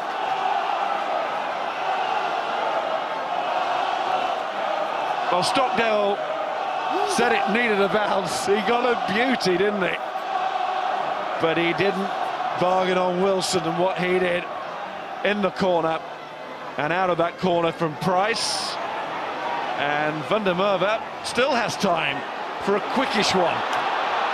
And here's Olding. Pace on the game now. Olding inside. Here's Jackson. There are the posts. Wilson again was there. Van der Merwe nearly diving over. Marshall gets this out. There must be some space, but the little man can't find the gap. Out it comes. Malcolm dives in, and the Warriors have it back. This is great stuff now. Alex Allen for Glasgow as they try and clear their lines and stay in this match. Paul Marshall, what have you done? You went the wrong way and you went yourself. Oh! For Fisi. Advantage being played for the knock forward. Is that Harley preventing Williams from coming through? Offside the first call, says the referee. Regardless of what happened to Williams, he shouldn't have been there. He should know he's a policeman in the making. Well, certainly Glasgow are emptying the tank in defence. They're desperate defence, but they've been helped by some really poor decisions by Ulster when they get in really strong attacking areas. End-to-end counter-attacks. Stockdale does really well, chases after his own kick, gets into open field. How hard does Ryan Wilson get back? He's on the outside. Stockdale put the ball behind. Ryan Wilson, brilliant in defence. Get back there. That's just a matter of just refusing to give it up. He's done on the outside by Stockdale, but you still think a minute or so later there's a score. Marshall really should have scored, as we see. First of all, Olding, who's been a live wire all day with the ball. Jackson crashes. It actually is a few phases on from here, isn't it? But if you go to the right now, a wider angle, he's walking on his own on the right wing. Gilroy, left wing, there's a chance. The one place you don't go is around the fringes. That's the only place, 10 metres either side of the breakdown, where Glasgow had men. Well, Olding should have gone right in the first place anyway. It's just a walk-in for McCluskey, wasn't it? It was totally and utterly unmarked. You do think fatigue is starting to play a part in Glasgow. One or two very tired bodies out there, and a lot of space being created. We're having fun. It's just got funner because Nye Yaravoro has come onto the field, and he is box office. Graham, what have you got for us? We have Neil Doak up here in the stand. If I had £5, Neil Doak, for every time Ulster have turned over the ball in Glasgow's 22, I'd be a rich man, wouldn't I? No, you definitely would be. I mean, I think we've turned the ball over, 17 times. Yeah, it's pretty frustrating from our point of view. You know, with a good territory, good position, just haven't finished things off. You know, and with Glasgow being such a good team, you can see broken field, they can cause you a few problems. We've just got to be a bit more clinical and get in the right areas. The game is starting to really open up. From a fan's point of view, from a broadcaster's point of view, it's fantastic. From your point of view as the Ulster coach, would you rather see it a bit tighter? Yeah, a little bit. Like the key for us is just finish. You know, we're getting into there, and you know, like we've turned the ball over far too many times, and you know, you can't sustain any pressure on the opposition with that amount of turnovers, and you know, the quality of some of the stuff that we're doing tonight just isn't of the standard that we need. Here we go, Neil. Thank you much indeed. Here's Gilroy. Gilroy took 2 or 3 to stop him. He was fizzing again. Marshall, taken by Henry, did really well to collect that. There's a penalty advantage, and the referee gives the penalty to Ulster. Willie looked for a greater sanction. Not this time. Well, he's not unstoppable, Gilroy, because he hasn't got himself over the try line yet. But boy, has he been hard to check. He has roamed the field, left to right touchline. He's been everywhere, and his change of pace. It's the second time behind. He's just gone left foot on the outside. He's got a lovely outside step and arc and a low central gravity, and just a change there. And he's allowed, because he's given that license to move up and down the line. He waits and he bides his time. He waits for the right pass, and he identifies where the forwards are. He picks the holes really well with a strong step. It's a while ago, Miles, but the way he steps there off his foot, it's like Yai and Evans against the Maori, 93 in Wellington. Long time ago, Yai, but you were good. Very, very long time ago. There's Jackson, big kick, because it takes Ulster out to that relatively safe point of being in front by more than 7. That will make them a whole lot happier in the stadium here at the Kingspan. 13-5, Jackson's penalty goal. Especially when you think about the territorial statistics, which have been all Ulster for the majority of this game. They're in control right now. I think Neil Doak will be happy if he has another 3 points and the 3 points keep ticking over. Back. Marshall. Play on. So much pace on the game, there has been really, from the first whistle. Grayson Hart is on now. Scrum half, there he is for the Warriors. Finds replacement, fly half, Peter Horn, and then replacement. Wide man, Tangeli Nayaravoro is brought to the ground. We know what damage you can do. Calls the offside, so it's a penalty, not just a scrum. Talked about Craig Gilroy earlier on. The nature of this game, a lot of turnovers, a lot of counter-attacking, a lot of space out there. It's a winger's dream. You love games like this.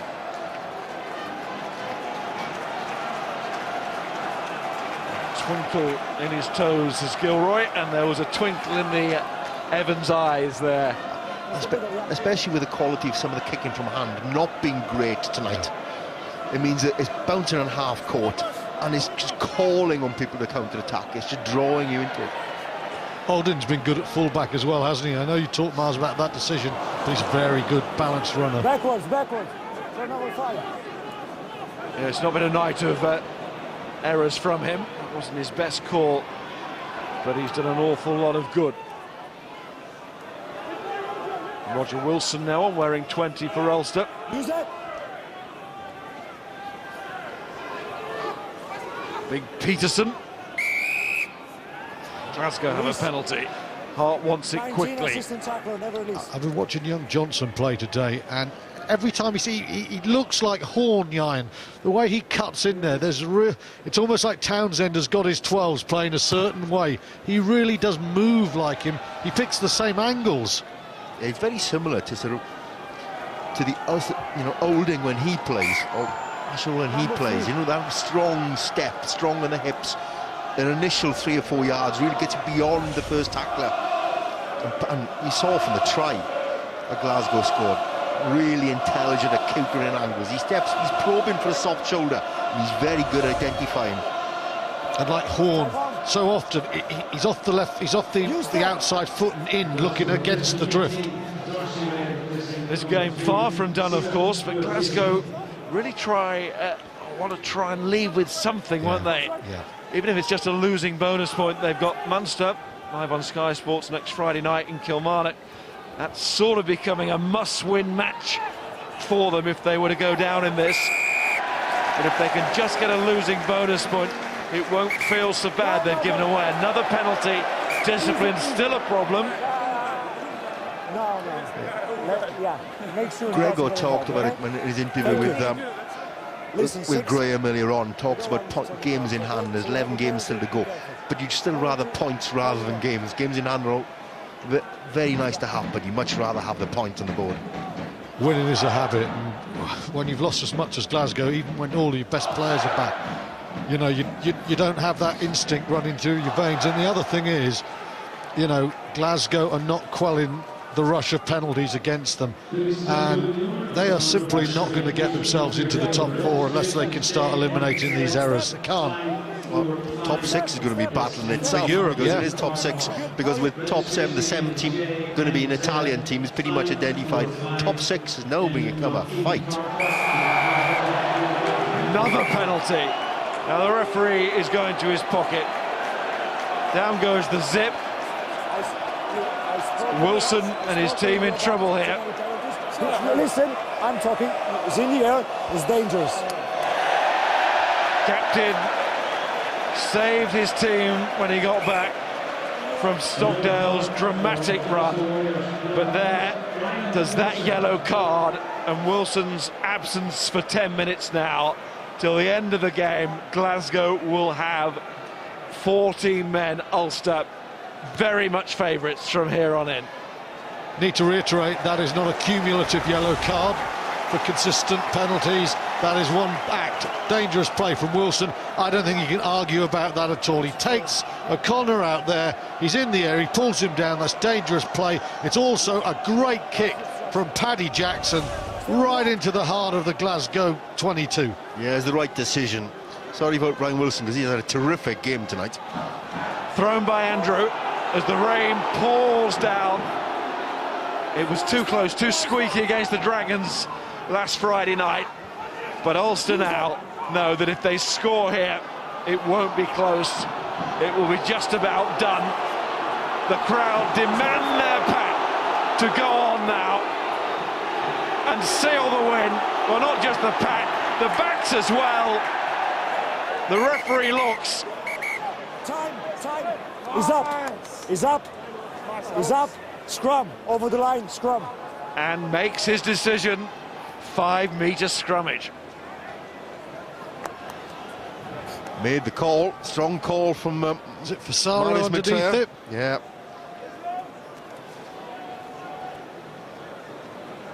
It's up, so it's a scrum.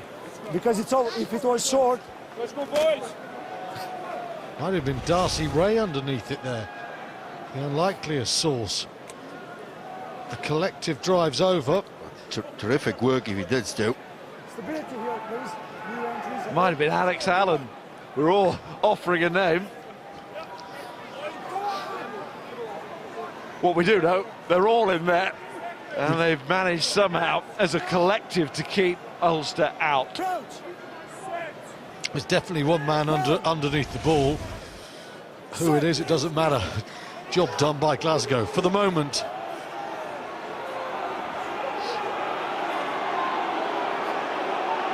That scrum's going nowhere initially. Wilson told to use it. Marshall, McCluskey. Is it one of those irresistible charges for the line? Not quite. Marshall again. Franco van der Merwe.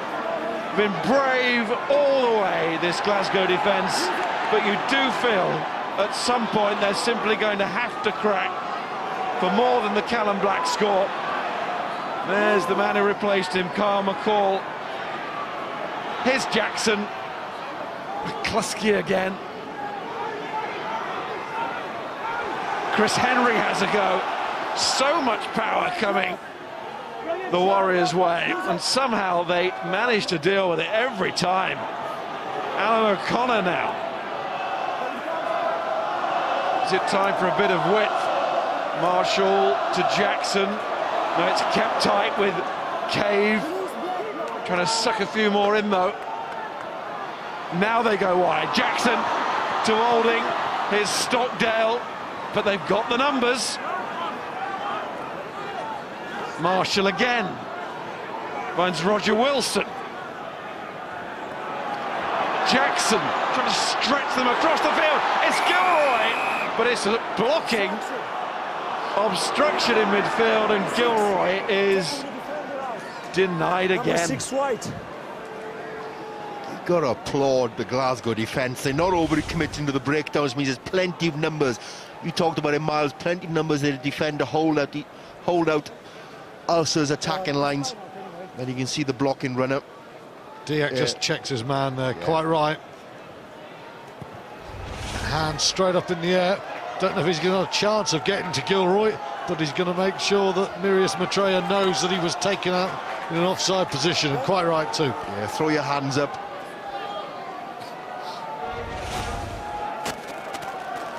Good timing on Paddy Jackson's pass there as well. It's Darcy Ray, isn't it? The man I thought was underneath the ball. Now he's getting his hands up.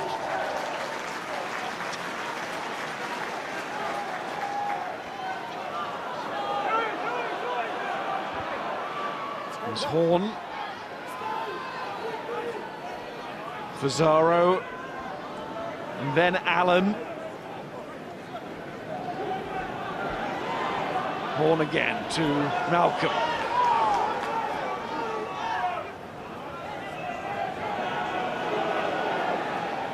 There's Darcy Ray. You see the football ability of Horn out in that back line. Horn again to Glenn Bryce as Glasgow try with 14 men to work their way back upfield. They'll be held by this, taken quickly by Grayson Hart. Not giving up the victory yet, but a losing bonus point would be useful. And there comes the Horn lookalike Johnson. Work well together, those two there.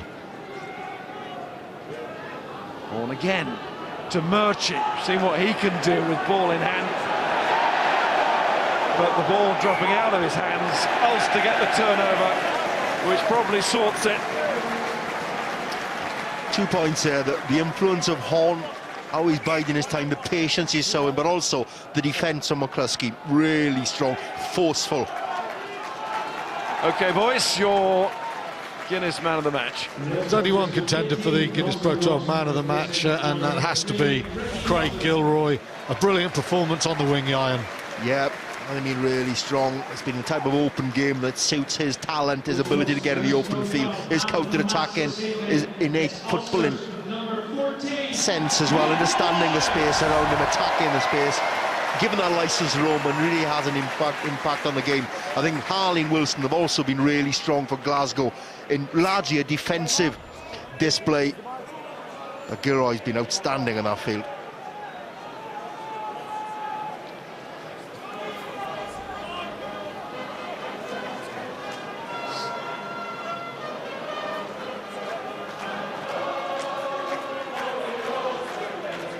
Bronson Ross replaces Ricky Lutton right at the end.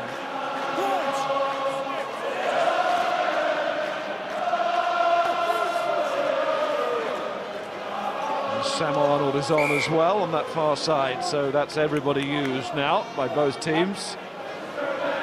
Crowd in great voice, and big numbers too, as always here. You also get a sense that, you know, the 16,500 odd here at the Kingspan, just a great atmosphere.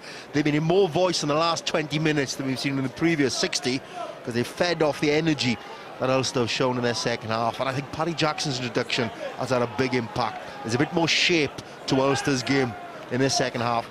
I think there's no doubt about that. They've controlled the ball well. They've done that for a lot of this season, but still they're not scoring as many points as they like. They don't score enough tries. They have the wherewithal, the foundations to be real challengers this year, but they still need more precision than we've seen tonight. Let's see if they can finish with a flourish. Here's McCluskey to get that crowd really going and send them home in great voice. Jackson crossfield. It's Dyack who's looking for this, and he's beaten by the bounce of the ball, and so is Rory Hughes.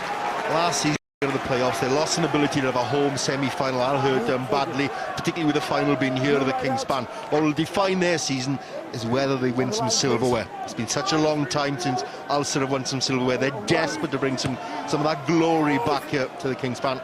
And let's not kid ourselves, it is a year when a team gets a run at the right stage of the season, they can do it. We haven't got an outstanding Pro 12 team at the moment. If you're in the top four and you find form, you can take it. We do have a really close season, though. So many teams still feeling that they could be a top four side. Peterson, still Glasgow giving it a go. They haven't scored any points in this second half, but it's not been for the want of trying. There's Hart. Now it is all about looking for a losing bonus. But Ulster get the ball back. What's hurt them, Miles? They've had to play a lot of their rugby in their own half. For so much of the game. Jackson can't locate Gilroy that time. That has to be blown up by the referee. And then the offside. Yeah, Jackson, Marshall knew exactly what he was doing there. Way offside, the Italian referee spot on there. It's got 35 seconds a chance for Horn to belt this ball into the corner. And Glasgow not to win this game, but to get a bonus point. And who knows at the end of the season, you said how tight the Pro 12 league is. Every point could be crucial. Maybe getting them into Europe, maybe getting them even further into the top four. If Glasgow make the top four, they will have a chance, but they've got to get there. Yeah, it's not a try, that you just need any 3 points will do.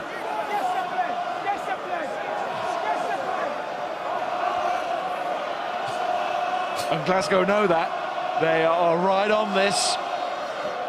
Know the game is gone, but they know the importance of trying to leave with something. Maybe it was part of their discussions this week. Oh, it's going to be tough against Ulster on their patch. They have a penalty. 16,500 supporters against us. So at the very least, a kick at the post. They're going for a bit more. Might as well, with advantage being played. There's Hart as a kick to Naiyaravoro, and here it is! There is the losing bonus point.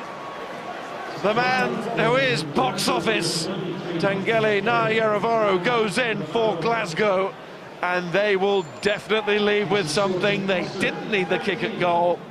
They got the try on a ground where they have good memories from last season's final. They finish with a good memory, even though they're going to be a defeated side. There's a good kick there from Hart. Beautiful weight, and Naiyaravoro, worth his weight in gold there, rises above Old in there. Big height advantage, a big power advantage, plucks it out with the right hand, gathers it in two, worth his weight in gold. They haven't performed like champions, but they finished like champions. That's a very useful point for Glasgow. That's a gutsy losing bonus point. They've been on the back foot in the all game. To get something out of it, they'll grab it and take it home with them. I think they deserve that, for the fact they've stayed in the game when they've been on the back foot for the bulk of it. Well, that's a lot of gold. Yes, it is. Kick really doesn't matter, apart from giving the Ulster fans one final lift at the end. And they deserve that cheer, those players, because they've won the game. We should not forget that. Despite that late try from the Glasgow replacement winger, it's Ulster's night. They like being top, who doesn't? And they go back to that position, to their own delight, to the delight of their fans here. It's just like last week, a win at home. And even though Ulster are not playing at their best, they would not argue that they were. They are still winning rugby matches. They were the stronger side without a shadow of a doubt. They dominated both possession in terms of territory, and they should have been further ahead. There's still things for them to work on, but they're there, they're in the mix, and that's all that counts. Yeah, no doubt at all. I think they miss Rory Best hugely. They've got a few more games to negotiate during the Six Nations, but they're in a great position now, because when they come out of the international tournament, they're going to be there or thereabouts.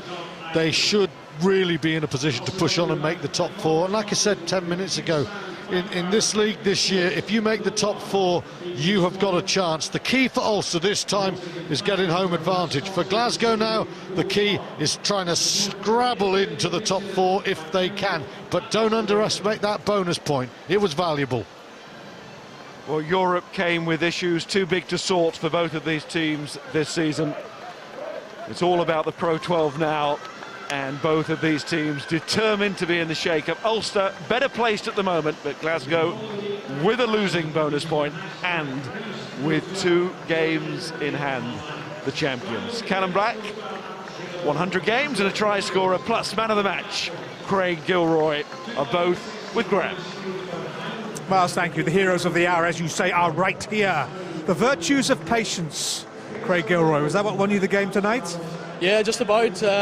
We left it pretty late, as you can see, and maybe didn't get off to the best start, but at the end of the day, we're delighted with the win, and, you know, Glasgow aren't the defending champions for nothing. We're just probably a bit disappointed to let them in at the end there, but all in all, I think we're pretty happy with the win, and I was delighted for Callum to get over on his 100th cap as well. Les Kiss was looking, I'll put this politely, animated in the dressing room at half-time. What was he saying? Because I'd love to know, because we couldn't hear. Yeah, no, Kissie's a great coach. Obviously, gets quite fiery as well. But no, he just told us what we needed to hear and give us a bit of a boot, you know. So we just wanted to come out and start the game well and you know, eventually get over in the end. They pay you by the metre or by the players that you beat? Because if so, they're going to owe you a large cheque tonight. Is that right? Yeah. How many? I don't know. What was the metres? I don't know, that's too many. I couldn't keep count, Craig Gilroy. Too many. Unfortunately, I didn't get over the try line, but I'm glad Ronnie did anyway. You put all that work in and not get over the try. You came close a few times as well, didn't you? No, it's a team game, and I was grateful to get the ball in my hand as much as I did tonight. You know, with the weather and the pitch it's been the last couple of weeks, it's been hard to get the ball out into the wide channels, and I was grateful to get a bit more ball tonight. Let's move over to the 100-cap man. Well done, Callum. Are you going to credit your try to him? Who you set it up? Yeah, I think so. he creates all the space, and then I saw a little gap about half a metre out, and I thought it was about time I get over the line. It took me 100 games to get a try, so hopefully I don't have to wait another 100. Is that your first try in 100 games? For Ulster, yeah. So, it's kept you? No, I've just been hanging back and watching an else run them in, and hopefully doing the hard yards, but finally I've been a bit greedy and managed to get my hands on the ball this time. So. Well, the line only just came in time, didn't it? You're about a millimetre shy of it, though. Yeah, I was trying not to look up to see if he was going upstairs, but luckily he gave it and I got over the line. So 100 caps, what happens tonight? Glass of champagne, or being a prop, do you find something a little darker? Yeah, protein shake and get the recovery in and get ready for next week. But no, I've got... What you drink tonight is a protein shake. You can eat my hat. Yeah, you got me. No, I probably have a few beers with the lads, and I got my family over, and yeah, I'll celebrate tonight. And obviously, it's a good achievement, and I'm proud to get it for Ulster and get that win with the boys, and we'll move on to next week. Well done, you. Last word to you, Craig. When you're back on the top of the league, you were top of the league during the week. Connacht nicked it away from you. You leapfrog them and go back at the top. What do you need to ensure that you stay there and that you're good at getting to the playoffs, Craig, but actually winning it when you get there? What have you got to add this season to make sure you do that?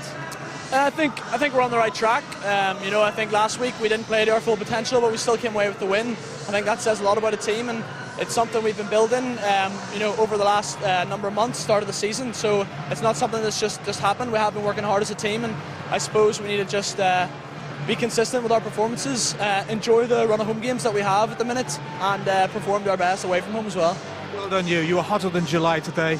You were the Guinness man of the match. Colin Bell from Guinness is here with something for you. Lovely, thanks for cheers, thank you. Turn it on, cheers. Thanks very much. Cheers. Colin, thank you. Craig, well done. Callum, easy with the protein shake, okay?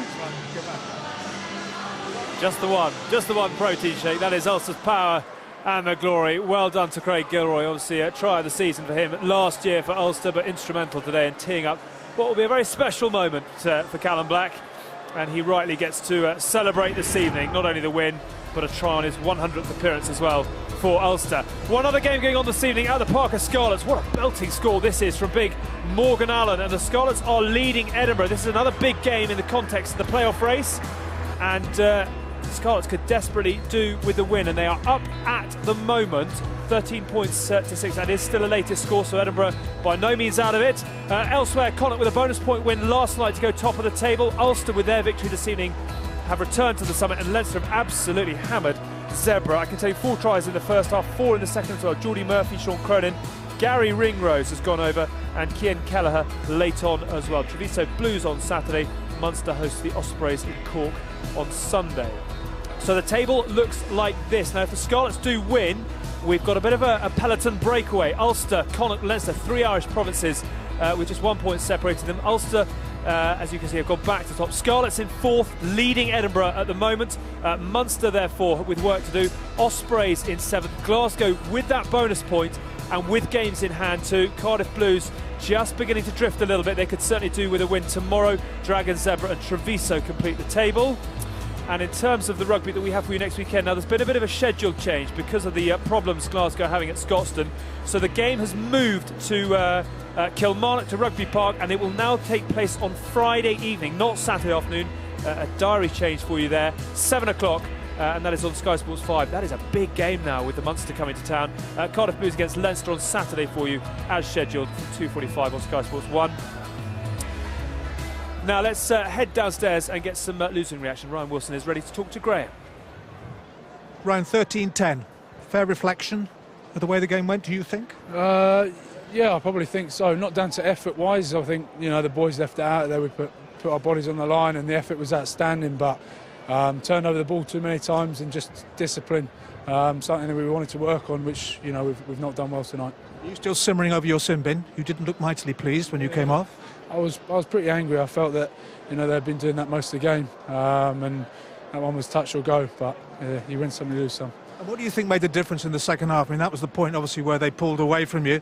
Obviously, you came back and got the losing bonus point, gutsy in the end. But what do you think made the difference in the second half? Like I said, I think it's just come down to discipline. We were looking to go for those drives, put them in the corner, and things didn't work out. There's a few lineouts here and there which we should have won, and it's just like I said, the effort was there, but if you give that many penalties away, then you're going to come away losing the game. And what do you think the discipline is symptomatic of, Ryan? That's a tough question. You know, we knew that the ref tonight was, gives a lot of penalties for offsides, and we'd spoken about that. Yet we still managed to creep offside. You know, it was a tiring game. You saw both teams out there were out on their feet. So sometimes it's tough to get back on side when you're absolutely blowing. But I don't know. It's just small things like that. Little things in your mind where you're going for the ball and you think you're okay going for it and you're not, and you can put it down to tiredness. But we back our defence, and now we need to just go back, work hard on that defence, and just believe that we can defend well without going for the ball so much. Maybe 7-8 months ago on this very ground, Ryan, I mean, you won this title, champagne moment, it was fabulous, your team was just absolutely brilliant. Are you convinced you can still get back there and do it this season, or is time running against you now? No, definitely. You know, we showed there right at the end, 14 men, the character to go out and just chase that point. You know, that bonus point could make a lot of difference towards the end of the season. Character's never an issue with Glasgow. It's the precision and the clinical way of actually putting the points on the board. That's it. But, again, we've got a lot of boys away, and the group that have come through here are doing fantastically well. So we can only get stronger as the next few weeks go on. Bless you. Thanks for your time. Thanks very much. Thank you, Ryan. Cheers, guys. Well, inspiration can come in funny places, can't it? And as Stuart was alluding to, you just wonder how important that bonus point at the end there could prove to be for Glasgow. But would you believe it? Stephen called it at half-time. The clock provided the inspiration. And as we tick down to off-air here, I mean, I don't know what it is about playing that way, but it seemed to get the job done. And in many ways, we came on air this evening talking about Ulster not playing particularly well, but getting the win. Have we seen exactly that again this evening, or was there just a little bit more to their game tonight, do you think? No, I think last week against the Dragons, Ulster, I think they probably deserved to win, but they definitely deserved to win tonight. They played all the rugby. In the second half, they were battering the Glasgow line a good bit.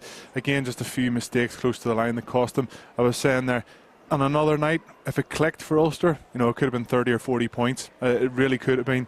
But they get over the line, they've got the win, they're top of the table, and there's a lot of happy Ulstermen going home tonight. There certainly are. And when you factor in everything that Stephen's just said there about the way that Ulster played, how pleased will Gregor Townsend be? Not a win, 1 in 7 now, if you're looking at their recent results, but they got a point. I mean, how significant does that feel for Glasgow? Yeah, that point's hugely significant in my mind. I think to come here and go away with that point, when with 2 minutes to go you're outside. You know, ultimately they were scrapping for that at 13-5 down with a couple of minutes to go, and it was really gutsy. There was a lot of bravery out there defensively. I thought Glasgow scrambled for everything. I thought their defence in after a half break, they missed too many first up tackles, but their scramble defence was fantastic. They were very good at the breakdown, and that takes them within 10 points of the top 4, and they have 2 games in hand on 2 of the top 4. So it means that next week's game, next Friday night at home to Munster, is a huge game for Glasgow. And we will be there, so very much looking forward to that one. We're going to talk a lot more, obviously, about the game that we've had. We'll get a lot more reaction for you as well. And we'll talk Six Nations, obviously a big weekend in that regard. We'll talk all about all of that when we come back. But we did have Player Mike in action this evening, and here is how Darren Cave got on tonight. Shaki! Sir, you say, watch England head! Sir, on 10! On 10! On 10! Yeah, go! Yeah, go! Go! Release! Great work, sir. Line spin! Yeah, come here! Sam, nice close. Nice close. Come on.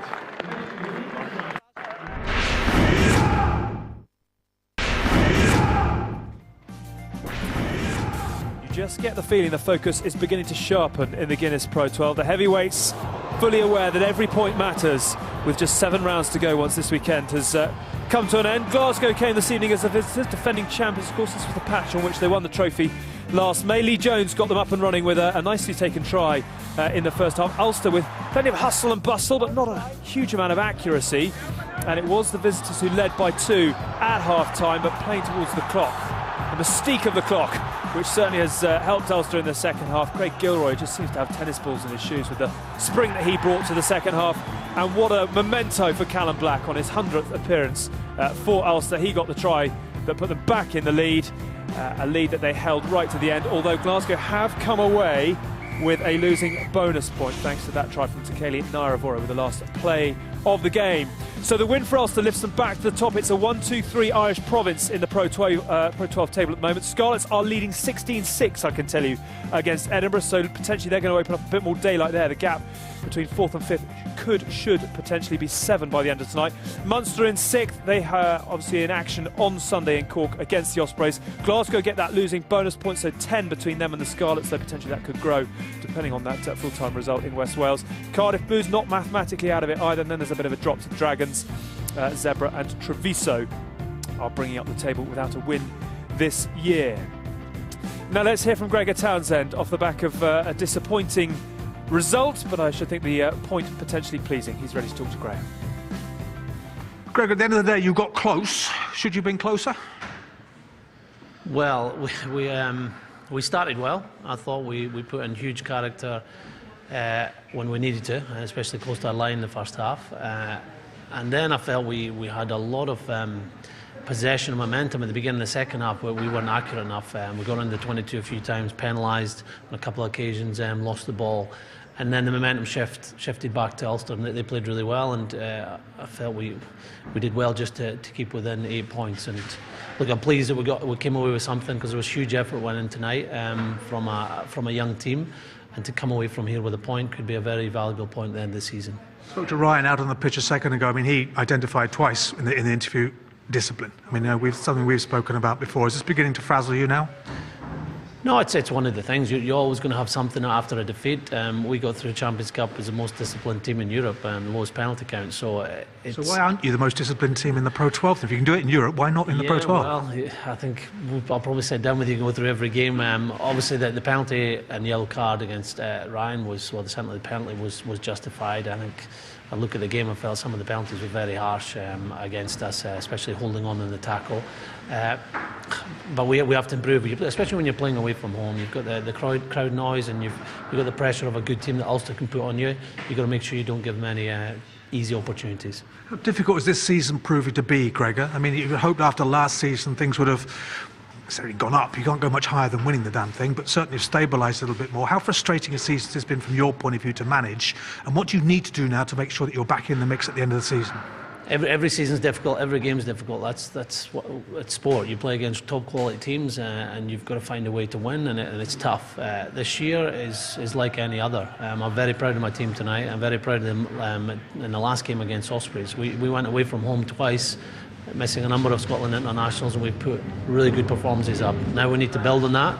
We've still got 2 games in hand over most of the teams in the league. We're just going to make sure we start turning these good performances into winning performances. Okay, thanks very much indeed. Thanks. Good luck.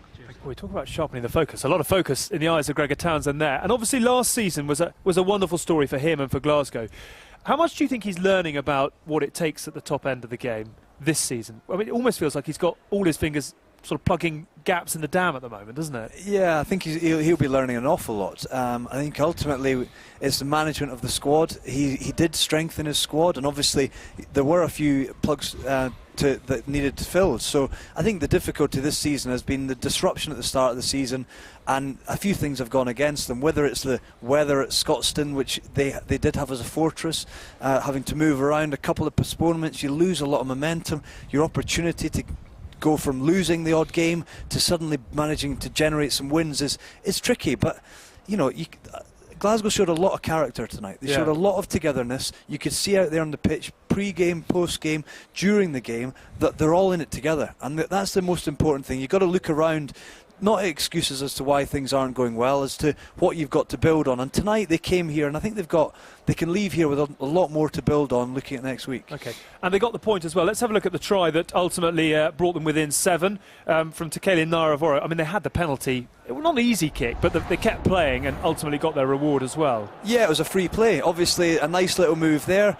A good read from the outside to be able to take down Glenn Bryce there. And this is essentially a shot to nothing. Grayson Hart, little flick over, and he sees the mismatch between Stuart Olding and big Tekeli Naravoro, and the big man hopped up, and that's terrific. A good score to give Glasgow that 1 point that I think they richly deserved. I think the backs to the wall, the bravery in defence. Yes, I think on another night Ulster may have put another couple of tries in, but you've got to have that fight. There was some desperate defence, probably 3 or 4 try-saving tackles, and Glasgow ultimately deserved that point just from the fight they put in. Would you go along with that? Or does that feel like a point dropped for Ulster in the Yeah, I think so. Look, they'll be bitterly disappointed that they let that try in the corner. I thought Ulster were by far the better team tonight. You can have, you know, all the resilience in the world not to let a team in, but Glasgow did not deserve to win the game tonight, and that's the simple fact of it. I think, you know, Gregor will be over the moon that he got a point out of tonight. A lot of character shown by Glasgow, but no, it just wasn't enough for me tonight. Okay, we're going to talk Ireland, obviously, and Six Nations context in a moment or two, but just a number of Ulster players, I imagine, would feel they've got a point to prove to Joe Schmidt. Who tonight do you think put their hand up? Oh, geez, Craig Gilroy had a fantastic game. He's been playing really, really well of late. I'm not just sure if he fits into what Joe wants with his Ireland team. What does he not have that you think Joe might be looking for? I don't know, because Keith Earls is a very similar player. Some people say there's a lot of kicking, a lot of box kicking, so he has to take a lot of high balls, but he was great today fielding balls. And just before his interview, we were talking about the meters made. You know, it was unbelievable. He's a great player. He's a good team man, as he alluded to in his post-match interview. And yeah, I think he deserves a shot at some stage. But is the Six Nations a time for experimenting? I don't think so. And Joe Smith's going with what he knows. He went hunting for the ball tonight. I'm interested to know what it is like to have tennis balls in your shoes, Al. Do you like that analogy? I mean, there's no space in mine. So you could do with some at the back, though, couldn't you, just to propel you up a bit? Absolutely. Touché. I think that's out. I think you're walking back to the pavilion. But no, he was terrific. I think he looks like he's got rocket boosters in his shoes. He does. He's what really, all that feels like. If you don't want tennis balls in they're built into the back. They're built in. I've got the set myself. We're just clanging around the old shoe analogy. We'll pause on that, I think. Let's hear from Les Kiss, though, who's ready to talk to Graham. As you never ever turn your nose up at a win. But how are you feeling right now? Are you steaming just a tiny little bit? A little less so than I was at half-time. Look, you have patches in your season where you're not quite doing what you'd like to be doing on a more consistent basis and a more effective basis. You know, it wasn't a complete performance, that's for sure, but we still found a way to get the 4 points. You know, we had a lot of opportunities, and we were a little bit frivolous with the ball that we had at times, and didn't build the pressure that we could have when we did break them every now and then. So, you know, we're pretty disappointed with that part of the game. But ultimately, we held, built the scoreline that we needed to, and got the money. So you got to be happy with that part of it. Did you take the paint off the walls at half-time, Les, or were you being a bit more forensic than you looked you were being on the camera? I wish I'd been in there. It looked like fun. Look, the boys themselves, they were absolutely honest with themselves, really. They knew what they were let themselves down with. You know, the breakdown just wasn't good enough. Our ball carry and presenting a ball wasn't good enough. You know, as soon as we get the ball, we run out, or we turn it over and throw a silly pass. Just didn't give ourselves a chance to build that platform we wanted to. But, you know, the boys had to find a way after being down at half-time, and they found a way. And you've got to just take your hat off to that. But we do need to make sure that we do the right work, because, you know, we need to get back to that type of killer that we had in our game early in the year. And it's probably not there at the moment, but we've got to work on it. It's a nice problem to have in some ways, though, isn't it, Les? I mean, if you weren't making any chances at all, you would be seriously worried. But the amount of chances you make, you just got to stick the ball in the back of the net, in football speak, haven't you? Yeah, that's a good way to put it, actually. You know, we believe in our skill sets. We back our skill sets, and it's giving us some stuff that we can really work a team over with. However, just because you break them, you know, on your first or second play, it doesn't mean it's going to come easy. You've still got to be able to win the next breakdown, build pressure, build phases, make the other opposition feel the heat, and we just let them off the hook too many times in that game. Great day for Callum Black.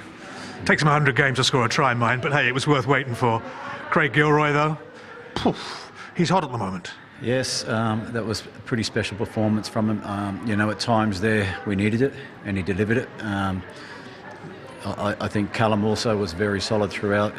Nice to see him get the try as well. But from the perspective of a game that we needed someone to stand up and do something special for us at times, you've got to say Craig did a great job. He's got 6 caps. I mean, how close do you think he is, Les, to a 7th? Oh, without a doubt, he's always in the selectors' eyes. There's no doubt about it. But that's a decision for them to make, and you just have to back the decisions they do because you've got a bit of influence down there, haven't you? Not anymore. Yeah. but overall, he's playing well. That's all he can do, and there's a lot of good players playing well in the country, and that's a good place for us to be from an Irish perspective. But look, he did well. It's good to get the win. We've got some things to ruminate about and discuss during the week, but at least the beer will be sweet. We've got, 3 months between now, top of the league as you are right now, and to the end of the season. What do you think you need to do collectively, Les, to make sure that you capitalise on where you are now and you end up with the pot? Well, first and foremost, I think we still have to make sure we have that tenacious, resilient ability that we have to forge out a win despite things not being super great.